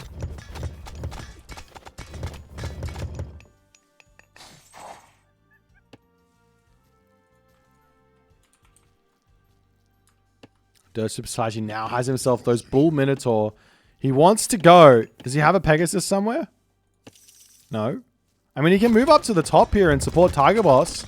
It's an idea, but there will be a bronze. There will be a bronze. It's going to be very tough. Valor onto these units, trying to take out the town center. Underworld to come down onto the back. Grass is the target as the Bull Minotaur charging forward. Ready to kill off a whole bunch of villagers. Onto this position, the fortress going to be getting targeted down here as the army needs to come through here for Grass. Grass going to be garrisoning through the town center, making a retreat out of here. The fortress does get deconstructed. But meanwhile, in the main base, a hoplite raid. Hoplite raid in the main base going to be taking out this town center over here. On the back position, the hoplites killing off villagers as well. Both players, both teams, going to be taking huge damage at the moment. As the hoplites here from Dirt Super Saiyan going to be able to clean up that hero over on this side. The hoplites for Grass looking for pain. all through here. I mean, can Tiger Boss get back and defend this? Look at the resources in the bank here. For this Greek team, there's so much in the bank, whereas on the other side, not very much at all. They're spending everything trying to make this all work right at the moment. The Minotaur into the main base, going to be looking for villagers to kill. There is a Jason over there. Underworld passage from Kavoth to come in. Villagers getting headbutted in a big way here as they dive straight through that tower. Great control, great defense from Grass. He's got to keep everything safe as the villagers just getting sent spraying around the map.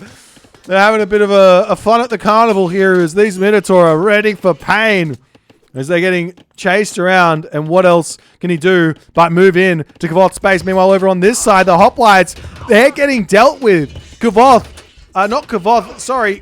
distracted by Dirt Super Saiyan's Minotaurs there. He loses tons of hoplites on this position. As the Minotaur now taking out Kavoth's villagers, there's nothing to do but just watch them get demolished here as a restoration onto the top position here. The army of Dirt Super Saiyan needs to retreat away. One restoration down. The Minotaur's over here with all the heroes. There's 4 heroes, 5 heroes here as the Minotaur are getting cleaned up. Onto the bottom side, Kavoth's hoplites getting cleaned up. It's looking like the Keen boys have defended for the time being. But Tiger Boss is on 3 town centers. He's got them back. How many villages did he lose? He's at 70 villages. Kavoth is at 73. Grass is at 66. The damage has not been done. Dirt Super Saiyan has 29 villages in the bank.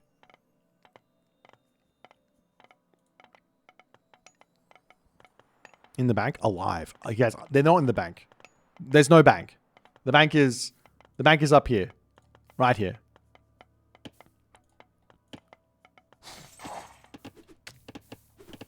So the army is going to group up yet again. So many Manticore have been built out for the time being.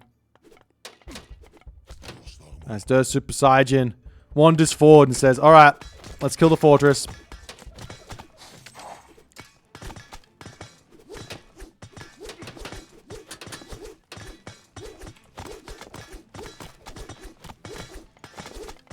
And is this going to be the end of Tiger Boss and Dirt Super Saiyan's run in this tournament? They played an amazing game thus far, but just not able to get that damage done to equalize or find an advantage at the very least, or at the very least equalize, but find an advantage. They have not done so just yet. The Minotaur's still out, charging at these Manticore on the back. Great control from Kavoth. His army is looking terrifying at the moment as a Minotaur does end up falling.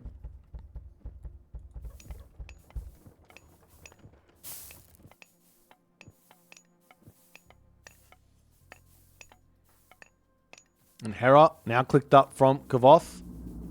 On the other side of the map here, Grass not really close to the Mythic Age. He's just building units and just going to try and hold on. Grass kind of knows that he just has to survive against the onslaught of Tiger Boss here. Kavoth is going to carry this home for him, but he doesn't really have that many units out. He has taken a big beating in this game. And look at these Carabals. They don't normally do work, but they are doing work in a big way here. Restoration to come through. Chaos gets dropped down. Bronze as well. After all is said and done, a deconstruction somewhere onto that fortress over there. As all of these units here for Grass are going to get taken out. Grass not building any Peltas here to take out those Carabalas from the back is probably somewhat of a mistake here, I'd have to say. As the Odysseus just runs to his death on the front here. What's going on there? He's got him on defensive stance. Are all of his units on defensive stance? All of his units are on defensive stance. Bit of an odd one, but okay. Town center for Grass going to be getting taken out. As the Minotaur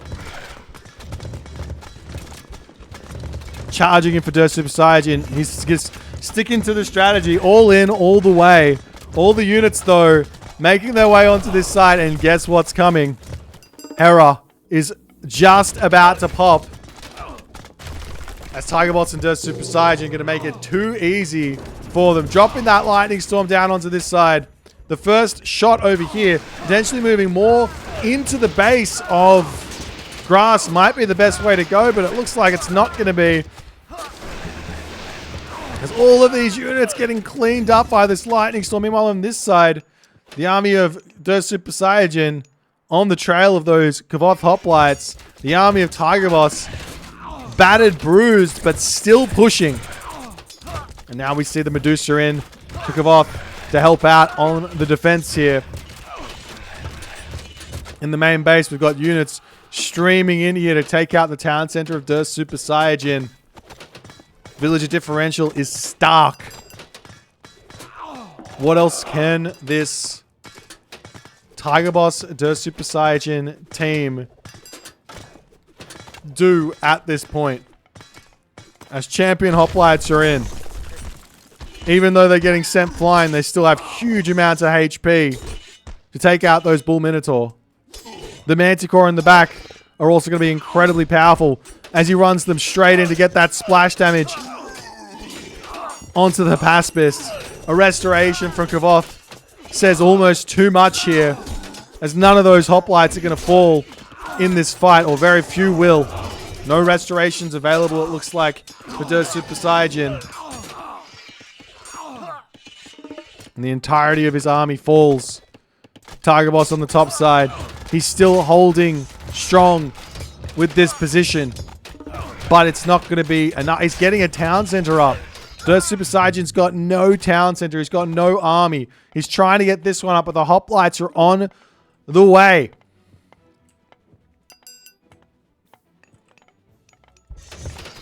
As Tiger Boss pushing back in, and he decides in that moment, as the Bellerophon joins the war from Kavoth's side, that the game is done. And they are not able to take out the mammoth of a team in the Keen Boys in this one. GG. Well played. And they move on to the semis. We'll keep going. See if we can catch the next quarterfinal. Hope you guys are having a great time hanging out with me. Huge shout out to the Underworld Showdown boys and what they're doing. And we'll see you in the next one. And we are off with yet another quarterfinal game. This time in the bottom of the map, we've got from the Keen clan, Nulra and Ulysses. Their opponents today, the Italian Stallions, or from the Yuka clan, also known as the Ungrabbables, it's Zucolo as the Gaia and Matrius as the Zeus. And we're back on everyone's favorite map, Mount Olympus. The map of the gods. A game about myth units, god powers, and crazy battles. We'll see how many myth units we're going to see in this game. As Nulra, he's already got himself up a monument. He's already got his one villager on wood. He's actually come up with his own little specific build down to the teeniest bits of micromanagement to get as much value as he possibly can out of everything. And he's looking like he's going to be going for his big, fat, 4-monument Sphinx build. Zucolo, on the other hand, he does have Gaia. Gaia does have, from what I've seen, all of the answers against these Sphinx. You still have to play well, but the answers are there. Terma, one town center Terma heroes, always very, very good. And we already know Matrius, he loves a good one town center game as much as the next person. I wouldn't be surprised to see him wanting to make use of his one town center gameplay. But Ulysses is on the map. He is Odin. Odin does have those very, very scary raiding cavalry. So Terma versus raiding cavalry, not the best fight in the world. That being said, if they're on the lush, they can get away. They can get that speed in and they can be okay.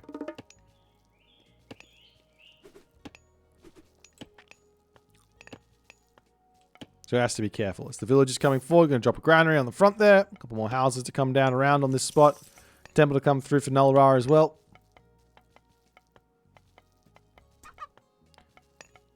Question in the chat. Chinese DLC is on the 28th. No, it's on March 4th, I believe. March 4th.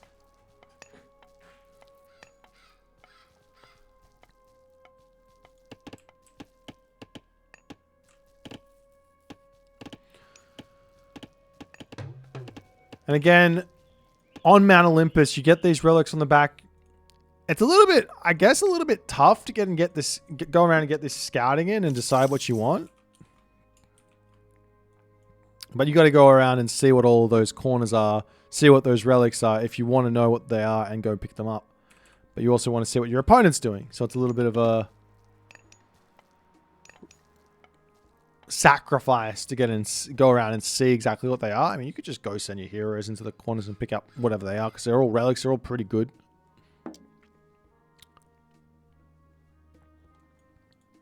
As the Ravens moving forward. And we do indeed see Matrius opting into Centaurs. He's going Hermes. Hermes comes with it. Ceasefire. Ceasefire against an Eclipse. Ceasefire against a Frost. Lots of different uses. Ceasefire against the Fimble Winter. Lots of utility in this game for those for this God Power. Plus the Centaur obviously going to be very, very powerful as well. As he's running straight for Ulysses' main base here. He can bolt that Herser if he wants. He's not going to want to because he wants to save it for a potential Valkyrie. But the big problem, as in the main base here, it is still just one monument from Null-Ra. As the bolt does come down onto the Valkyrie. So we're not going to be seeing Mass Sphinx. We're going to be seeing just a Town Center and just stock standard Ra gameplay from Mr. Null-Ra.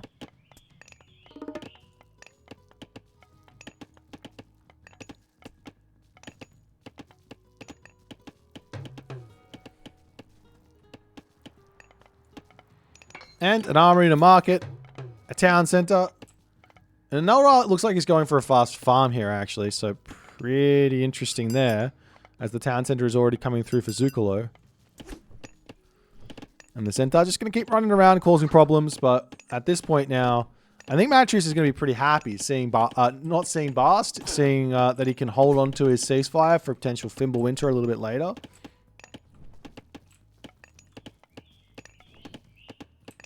Oh, and the and the Zukalo Caladria coming through helping out the Centaurs.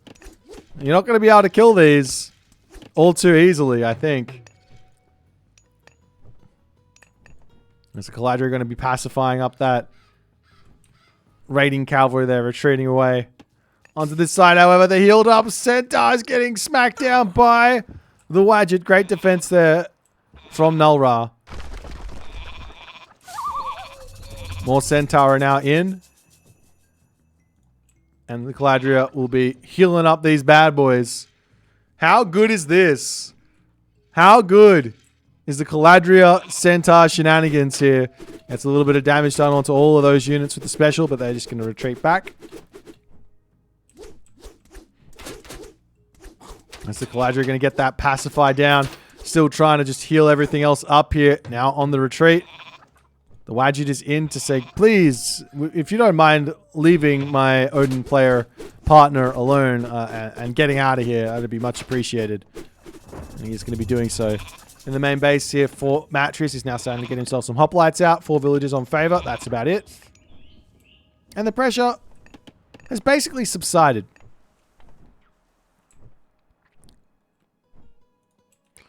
As a whole bunch of farms are up. 13 farms over here. We've got 16 farms total. Nice control from Matrius, as always. Spacing those Hersa. Not going to be able to pick them off. Takes too long. But still making it all happen as the Caladria, you're ready to use that burst heal yet again. Great control from Matrius, as is always the case, but the Caladria taking some damage here as the Centaur need to split up. Good control from Ulysses in an attempt to make that happen. He's now got a ton of raiding cavalry in. And we'll see how things are going to go. As those Centaur just going to be retreating all the way well, not back home, but actually into Nullra's base. Nullra at the moment, I imagine, is already up to the, there he is, he's going through segment, already up to the heroic age. Zukalo, on the other hand, he's been focusing pretty heavily onto these Caladria, trying to keep the Centaur alive. Forest Fire to come down onto this position as the Centaur coming back. Villagers need to retreat away. Ulysses is getting everything that he wants at this moment. A couple of hoplites are in to help defend, but a lot of villagers will be falling here. The Centaur will get good damage done on the retreat, however.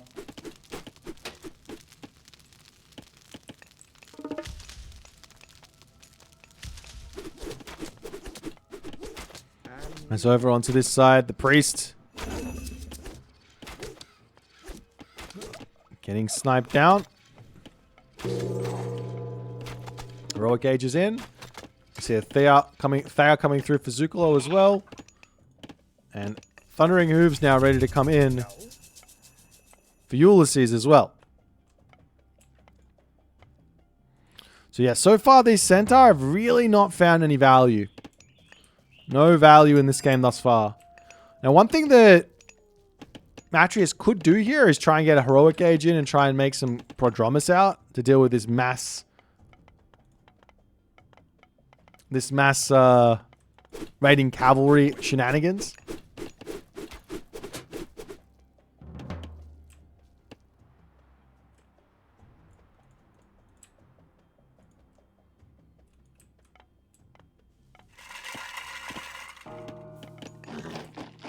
Couple of military barracks to come through as the Stymphalian bird going to be flying through here.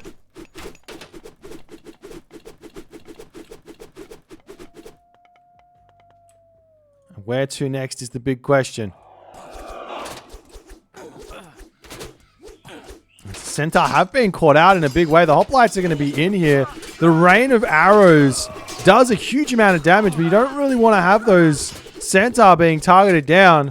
Matrius getting baited away from that spot. Good control with the Centaur, though. If he can keep them alive, he's trying to. The Caladria come through, getting the HP back up. A great fight thus far from Matrius, as the town center will be finishing in the center of the map, however. But nonetheless, Matrius, great kills. Caladrias are in. He's got to heal those all back up, as the brutal nature of having healing as a Greek player on full display.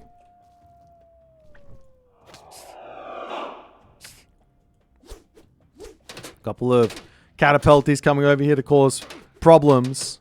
But the problem here really for Zukalo is he hasn't really been able to do a whole lot to this Ra. Null Ra is literally just going, no worries, Ulysses, it's all good. I'm Ra, I'm big, I'm not getting touched.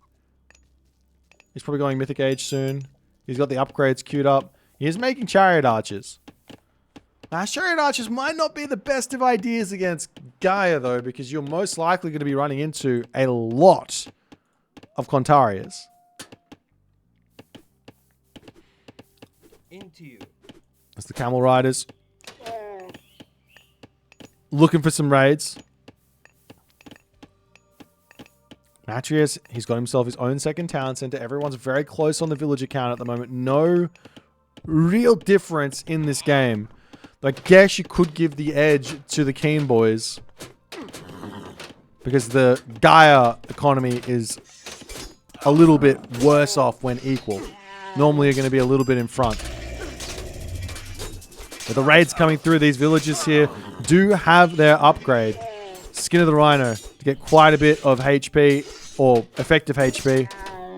But those Contarias charging and doing a lot of damage. Up onto this side, however, the raiding cavalry are in. A couple of villages do end up going down, as Matrius needs to figure out how to defend this. Pulling back into his town center, pulling back into his main base. Is he in the Heroic Age yet? He is almost there. Resource-wise, doesn't quite have the resources for a whole bunch of Prodromus just yet, but he knows he wants them. But on the bottom here, Zukalo, he is getting a lot of damage. He might need to click Ceasefire at some point. The Carnivora gets dropped down. You're going to get a little bit of damage. Does manage to kill off one of those raiding cavalry. The Center on the back here do end up getting sniped down as the Hydra getting pushed back. Prodromus are going to be coming through for the time being here. But Matrius needs time. And he's giving away that the Prodromus are coming as well. That could be obvious.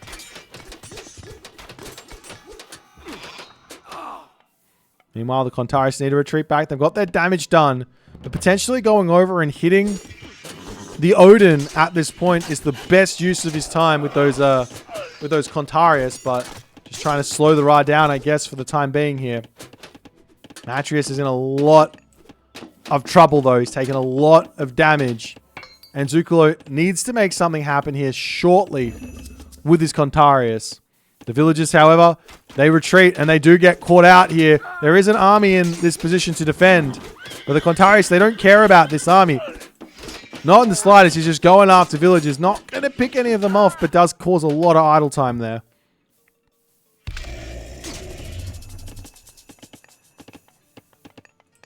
It's the second Hesperid's tree down.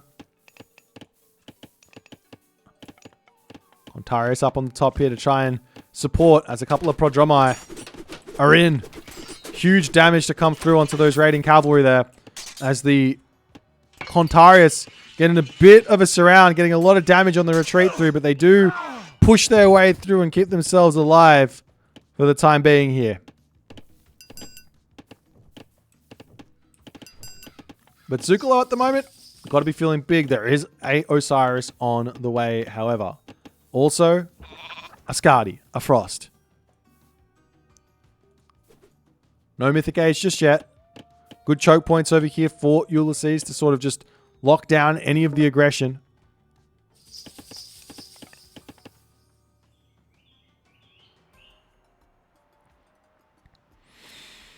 But the advantage is really sitting inside of Zucolo's hands here. And when you're sitting inside of this advantage, and you're going to be facing a Son of Osiris very, very shortly, you've got to be very, very careful with what happens, because things can go very, very awry very, very quickly. As the villagers charging forward, Son of Osiris will push in onto this spot, and all of a sudden, Null Ra will be set up with an incredibly powerful unit to get huge damage done. Town Center on the front for Zucolo will finish up. It's the Contarius still looking for damage onto Ulysses. Ulysses grabbing himself a third Town Center. Contarius charging forward. Son of Osiris is in. And that damage is going to be real. As realistically now, what can Zucolo do with that Migdol up? He's got to hope that Null Ra pushes forward and he can circle in and kill off this Son of Osiris. The Son of Osiris right now is very much open. Not the raiding cavalry, but the Contarius in the main base here, picking off a couple of villagers on that wood line. And chariot archers to boot there. A siege works. I want to see another Migdol so he can sit on that spot there with the Son of Osiris. The villagers getting caught out on this spot. Lots and lots of villagers falling here. We do see an Atlas on the way though, so that Mythic Age trade is going to be big. As a Contarius now, I mean, where do you use it? Do you chuck it in onto this base or not? We see the red army charging in to get damage done over here. Frost getting dropped down. The villagers going to be idled. I mean, you just wait and then click ceasefire. Villagers going to be diving into the town center here. You wait until, I don't know, 30 seconds remaining and then click ceasefire. Or just enough time here as... I mean, you could also drop the implode onto this side as the Contarius are over here. Walls coming up. Catapult coming through. The idea from Null Ra is clear here. He wants to secure this spot, make it impossible to attack. But with an implode, he will kill off all these walls and get damage done onto the siege works to open this position up. So, Null Ra is still going to be very careful. As the catapult is in, the army of Ulysses retreating back. How long for another ceasefire? 240 seconds. Implode. Onto the front here. Lots and lots of units are going to get sucked in. Is that Pharaoh getting sucked in as well? It looks like it's not. Does manage to escape. But a lot of Null Ra's forces will end up falling here. The walls get broken down. The Son of Osiris getting sent forward. It can retreat back, no problems here. Where are the Contarius? They're riding in from afar here. As Nalra effectively just needs to bail. Zugolo needs to get his units in. Son of Osiris still going to be getting good damage done as the reinforcements charging through. Son of Osiris bails for the Migdol stronghold, but the villagers on this gold mine do get caught out. Contarius getting value here as the Son of Osiris ducking in and out of this Migdol stronghold. But Zugolo, great micro for the time being.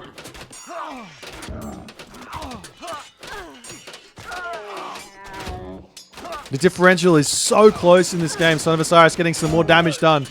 Destroyers to come through, bashing down the Migdol stronghold for the time being. Those Contarius are needed on this position here, but they're going to be cleaning up a couple of spearmen. Meanwhile, on the top side, Matrius just holding. He's got himself a Paspis. That's huge. The Migdol will fall. Are the Contarius here to catch the Son of Osiris before he retreats back or not is the big question. It looks like the answer is not really. But Matrius, great choke points for the moment. Toxotes are out. The Paspists are in as well. Whole bunch of those Centaurs. Matrius doing a great job of just holding into this position. As the walls coming up for Nulra. The army marches forward. Son of Osiris at the back. Can Zugolo get through and deal with it? 89 population to 47. And Dryads coming through as well. I don't know about the Dryads until after the Son of Osiris is dealt with, but we'll see if it's going to work. As the Arcus get a couple of shots off. The army here for Nulra needs to retreat back into the main base. Those Frost Giants go.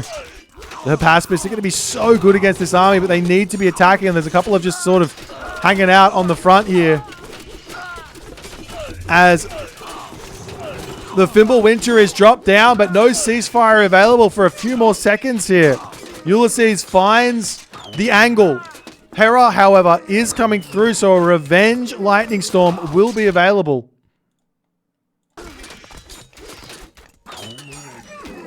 Zugolo's army is gigantic, however. Matrius is the one under the pump. Can he hold here or not is the question. Toxotes pulling back, getting little bits of damage done, but the main town center is going to be under threat. Does he drop the ceasefire down now?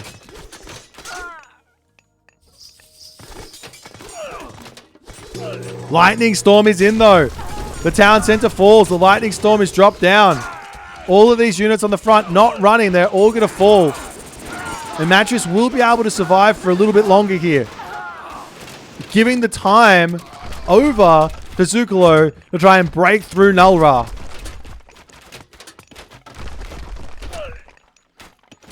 Now Zugolo says it's time to push forward as the Chariot Archers need to retreat away.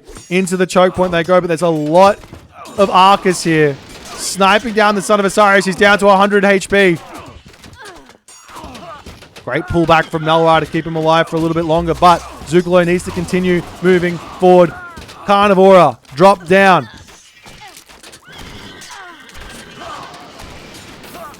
Arcus trying to get forward here. Trying to get onto the Son of Osiris. Diving in onto the Citadel Center is never a great idea. It does so much damage. Can the Arcus sneak forward here? Any little movement forward. This has got 18 range versus 20 range, so you can definitely get in there. But Nulra is controlling the Son of Osiris beautifully here to hold. And Zugolo needs to retreat back. Up onto the top side. Matrius has the Hypaspist. He has the Toxotes. He's got champion archers. No Peltast in. They will be very useful against those thrown axemen. A Bellerophon as well. Incredibly useful against the Frost Giants as a bronze getting dropped down.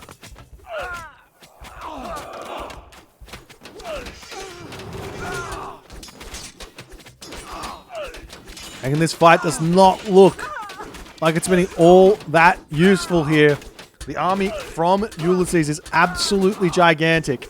Bellerophon is in, however.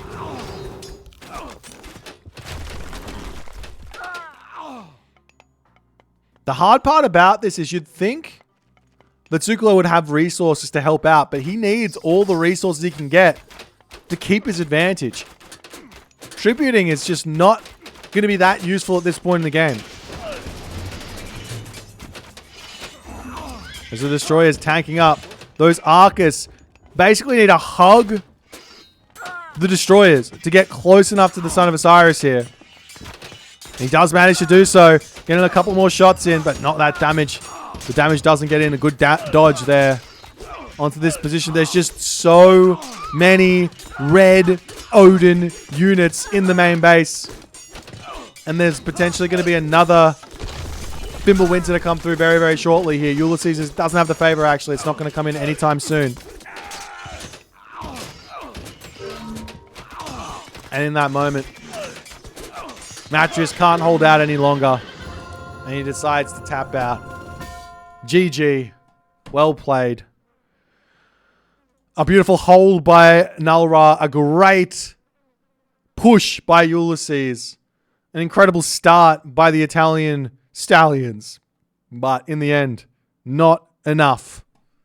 GG. Well played. It is a quarterfinal, so best of 3. We'll see if they can bring it back in the next game. Let's jump into it as soon as we can.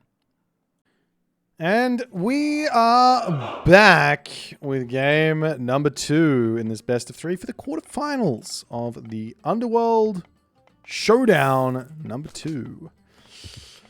Nulra sticking it with that Ra. Had some success with it in the last game in the fact that they won the game, but did not have the success I'm sure he was looking for in terms of dominating with his Ra. We'll see if he's going to be able to make it happen in this one or not. As we're also going to see Ulysses sticking it out with the Odin, the Thor, and the Loki were banned. So the only other Fimbulwinter user is this bad boy. So they want that Fimbulwinter. Look at this Raven over here. I didn't realize that. It kind of looks really cool. Anyways. Now, Matrius over here. Going to be picking the Zeus. And we did see a Gaia ban from Team Zucolo, Team Italian Stallions. So he's going to be going in with the Odin as well. An interesting decision. This is taking away that Atlantean, or choosing to not go in with that Atlantean, does take away the simple answer to Sphinx. Now, there is a complicated answer to Sphinx, I think, for Odin players, which really does require some very specific gameplay. But you do have the Zeus to help you out with their own heroes and myth units themselves. And a ceasefire as well as Frost, which is an option to use. So I guess we'll see. We'll see how it all goes. As the obelisk coming up for Nulra. And what sort of a build is he going to go for? Is the big question. A couple more villages onto wood. Right now, off food, I should say, as he's going to drop the houses and try and defend his base. It's always so good with these buildings, protection and just ensuring that his base is nice and safe. But in doing this, obviously, you do really slow down your advance times. As the Monument to the Soldier is going to come in. Temple coming up for Matrius in his main base. Over on this side, does manage to steal some goats away from Ulysses here as the Temple's going to come through.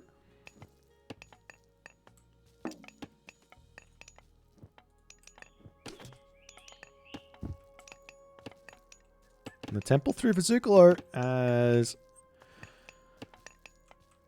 it seems to me like this smells like, this feels like some Sphinx are coming. The resource is not quite there for Nulra just yet. We'll see if he's actually going to build them. He's getting another monument over here. Monument to the priests. He does place this in a way that, I mean, they're very out in the open. These are very raidable monuments. You can definitely get in and snipe these down. Yes, it's in the center of the base, but you can come in here and just they're very low HP. Like, you might think monuments are pretty safe, unkillable. Well, I mean, if you place them like this, send in... How much armor? They've got 5% armor. They literally will die incredibly quickly. 450 damage. That's all you basically need to do. Probably like... Yeah, like basically 500 hack damage worth of damage there. And that monument is cooked. So, easy to kill if you can get in there. As the advanced time's coming through, Ulysses is going to be going through Freya. Zookla going to be going through Freya as well. And we've already got the Hermes in. And we also have Ship of Fingernails here. As Girdle for Pollitt are actually coming through for Ulysses. So it's going to be an interesting... It's going to be the same start again here for Matches as he wants to make these Centaur to come in. Take a little bolt already used onto a Valkyrie, it looks like.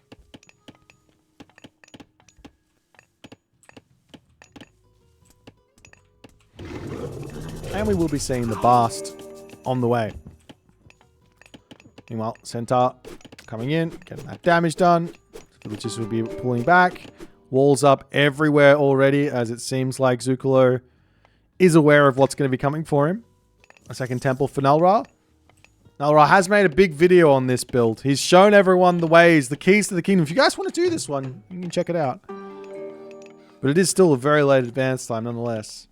But take a look at the favor situation right now. Already up to 55 favor. And I'm sure another monument at some point is going to be on the way here for Nalra. As he already starts the Cryo Sphinx. A couple of Sphinx to come through as well. And there's that monument to the Pharaohs on the way.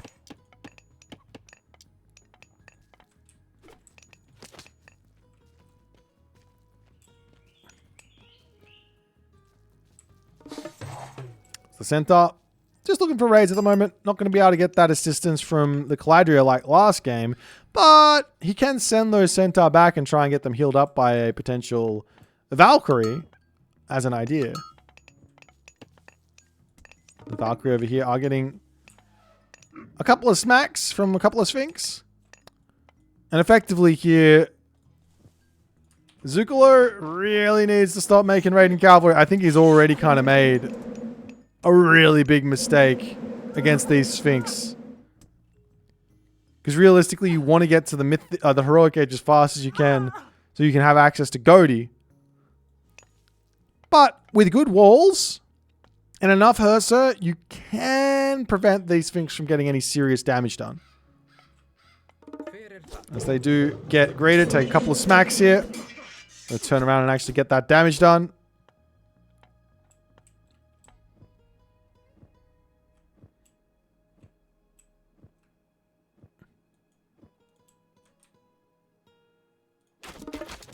Up, up, up!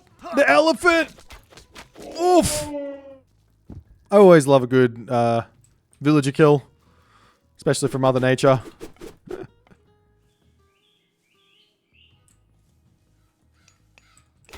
That's the Centaur coming through. Gonna get a little bit of damage. Trying to snipe down these Sphinx. Unfortunately for Matris, he does not have Spirited Charge just yet. So those Sphinx can charge in, get the damage done. It's the Centaur trying to retreat away. These Centaur do not do enough against these Sphinx. They are too quick for the Centaur here.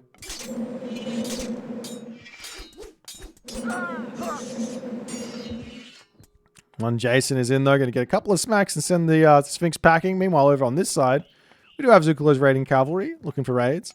But, oh, Nalra, a couple of idle villagers. Need to get them back to work. Nalra not having to leave his base is the big part of what makes this strategy so good. That being said, you do run out of gold really quickly here. So if there's any sort of timing to hit against this sort of a build, it's going to be at like, I don't know, 9 minutes into the game, 10 minutes into the game when your opponent's moving out onto that second gold mine. But look at these Sphinx just coming in, just absolutely demolishing the HP bars of those raiding cavalry. But they will be able to get out of here, and he is getting a lot of distraction action over here.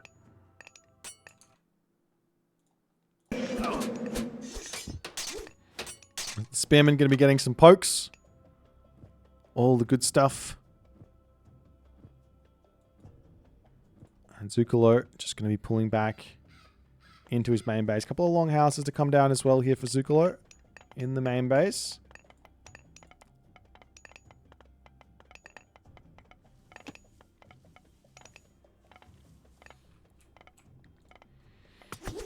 And we'll see how it all goes as the raiding cavalry going to start chopping away at these walls over here.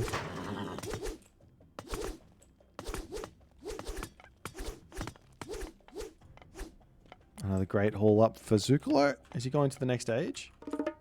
He is. Going through Skadi here makes a lot of sense. I think he has dealt with most of the early game pressure here. I think Null has gotten himself a huge amount of value, but his score is inflated a little bit by his kill death, which has been considerable. As the Sphinx breaking through onto this spot.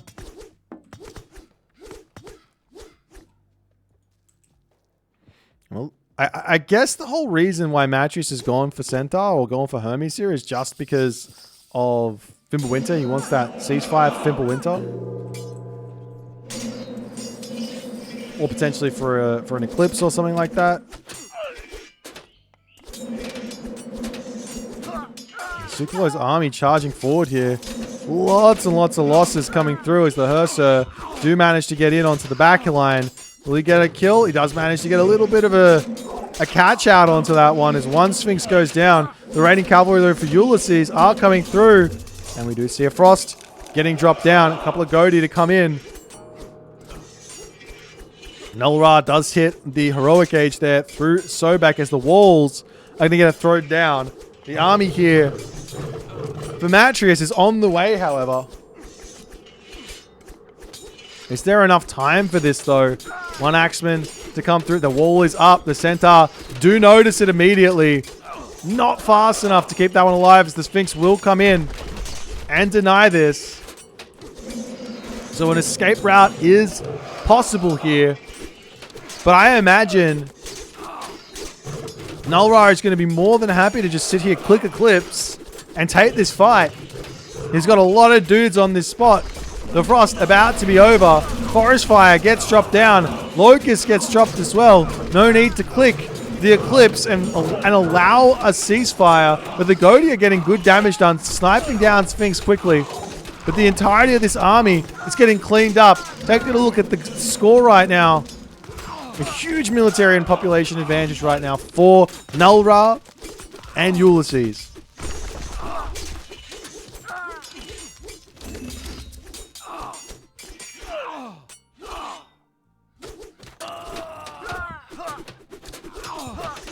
Couple of those Herbmen to come in and help out, but Eclipse gets dropped. And at this point, ceasefire, you can drop it. Use it in here, but those Godi are dealing with the Sphinx pretty decently at the moment. The problem is Ulysses is gigantic. Matrius is also doing okay. Will we see a ceasefire or not? I mean, he's still worried about... He's got to be worried about a potential Fimbulwinter coming at any point in this game. But it looks to me like Zucolo is held for the time being. Look at how fast this Sphinx is. 6.9 speed in a dream as the Centaur are bailing on this position, trying to get back to their main base. Heracles is over here. Not going to be able to get over there just yet. There's all these units getting cleaned up over here. Centaur retreating back. And at this point, it looks like there's still myth units getting trained here, but there's not that much favor in the bank. Not many myth units left. Nullra's attack has seemingly been thwarted here. Villager differential is pretty close at this point in the game. Ulysses and Matrius are pretty close here as well. Matrius hits the heroic age. He's got himself 2 town centers. So too does Ulysses. Thank you for the 4 months. Sir Fortescue, appreciate you, my friend.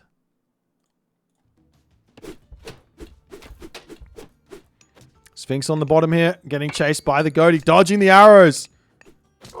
Dodge, dip, duck, dive, and dodge. As there's no ballistics in just yet. But nonetheless, Zucolo, he is under so much pressure here from these raids. Matreus might be able to keep Zucolo afloat a little bit by feeding him. As we see the Horus queued up here from Nullra. He wants that one as soon as possible, it seems.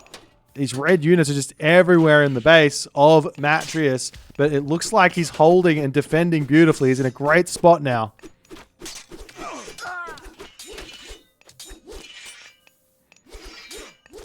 As the Centaur retreating back, one going down there to the Sphinx as the Heracles manages to snipe it down. The army of Ulysses is so big. Matreus at the moment, lots and lots and lots of resources in the bank. He needs to get more buildings out. He's got himself 4 military academies, 1 stable, no archery ranges. He's got to spend those resources.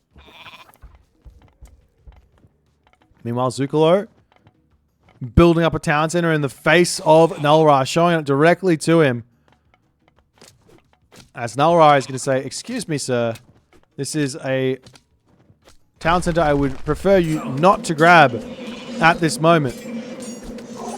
As the Goaty snipe, one Sphinx going after another one. The Camel Rider is going to clean up the other one there. We do see Skadi now on the way. The Frost Giants are coming out en masse. The Hoplites as well. Going to be coming through.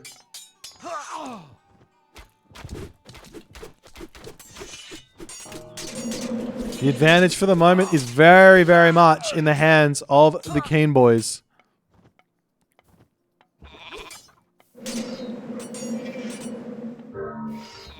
And Zucolo doesn't want a part of it anymore. He's been getting raided into the ground for too long. And he just cannot hold here. Well played by Ulysses and Nullra as they manage to make it through to the semifinals with some very, very nice Egyptian and Norse play in this one. I would have liked to see Matreus going for Restoration, going for Minotaur here, going for something that's a little bit more supportive and a little bit more pressure to apply onto your enemy team. The Centaur, unfortunately, when they get caught out by Valkyrie or caught out by Sphinx, they just get obliterated. It doesn't make a whole lot of sense to go Centaur against Egyptian or Norse, it seems to me. Though I know that he wants the ceasefire for that Fimbulwinter, but in some ways you just have to accept that that's going to be something that's coming and deal with it when it comes. But nonetheless, well played. And we'll see you guys in the next game.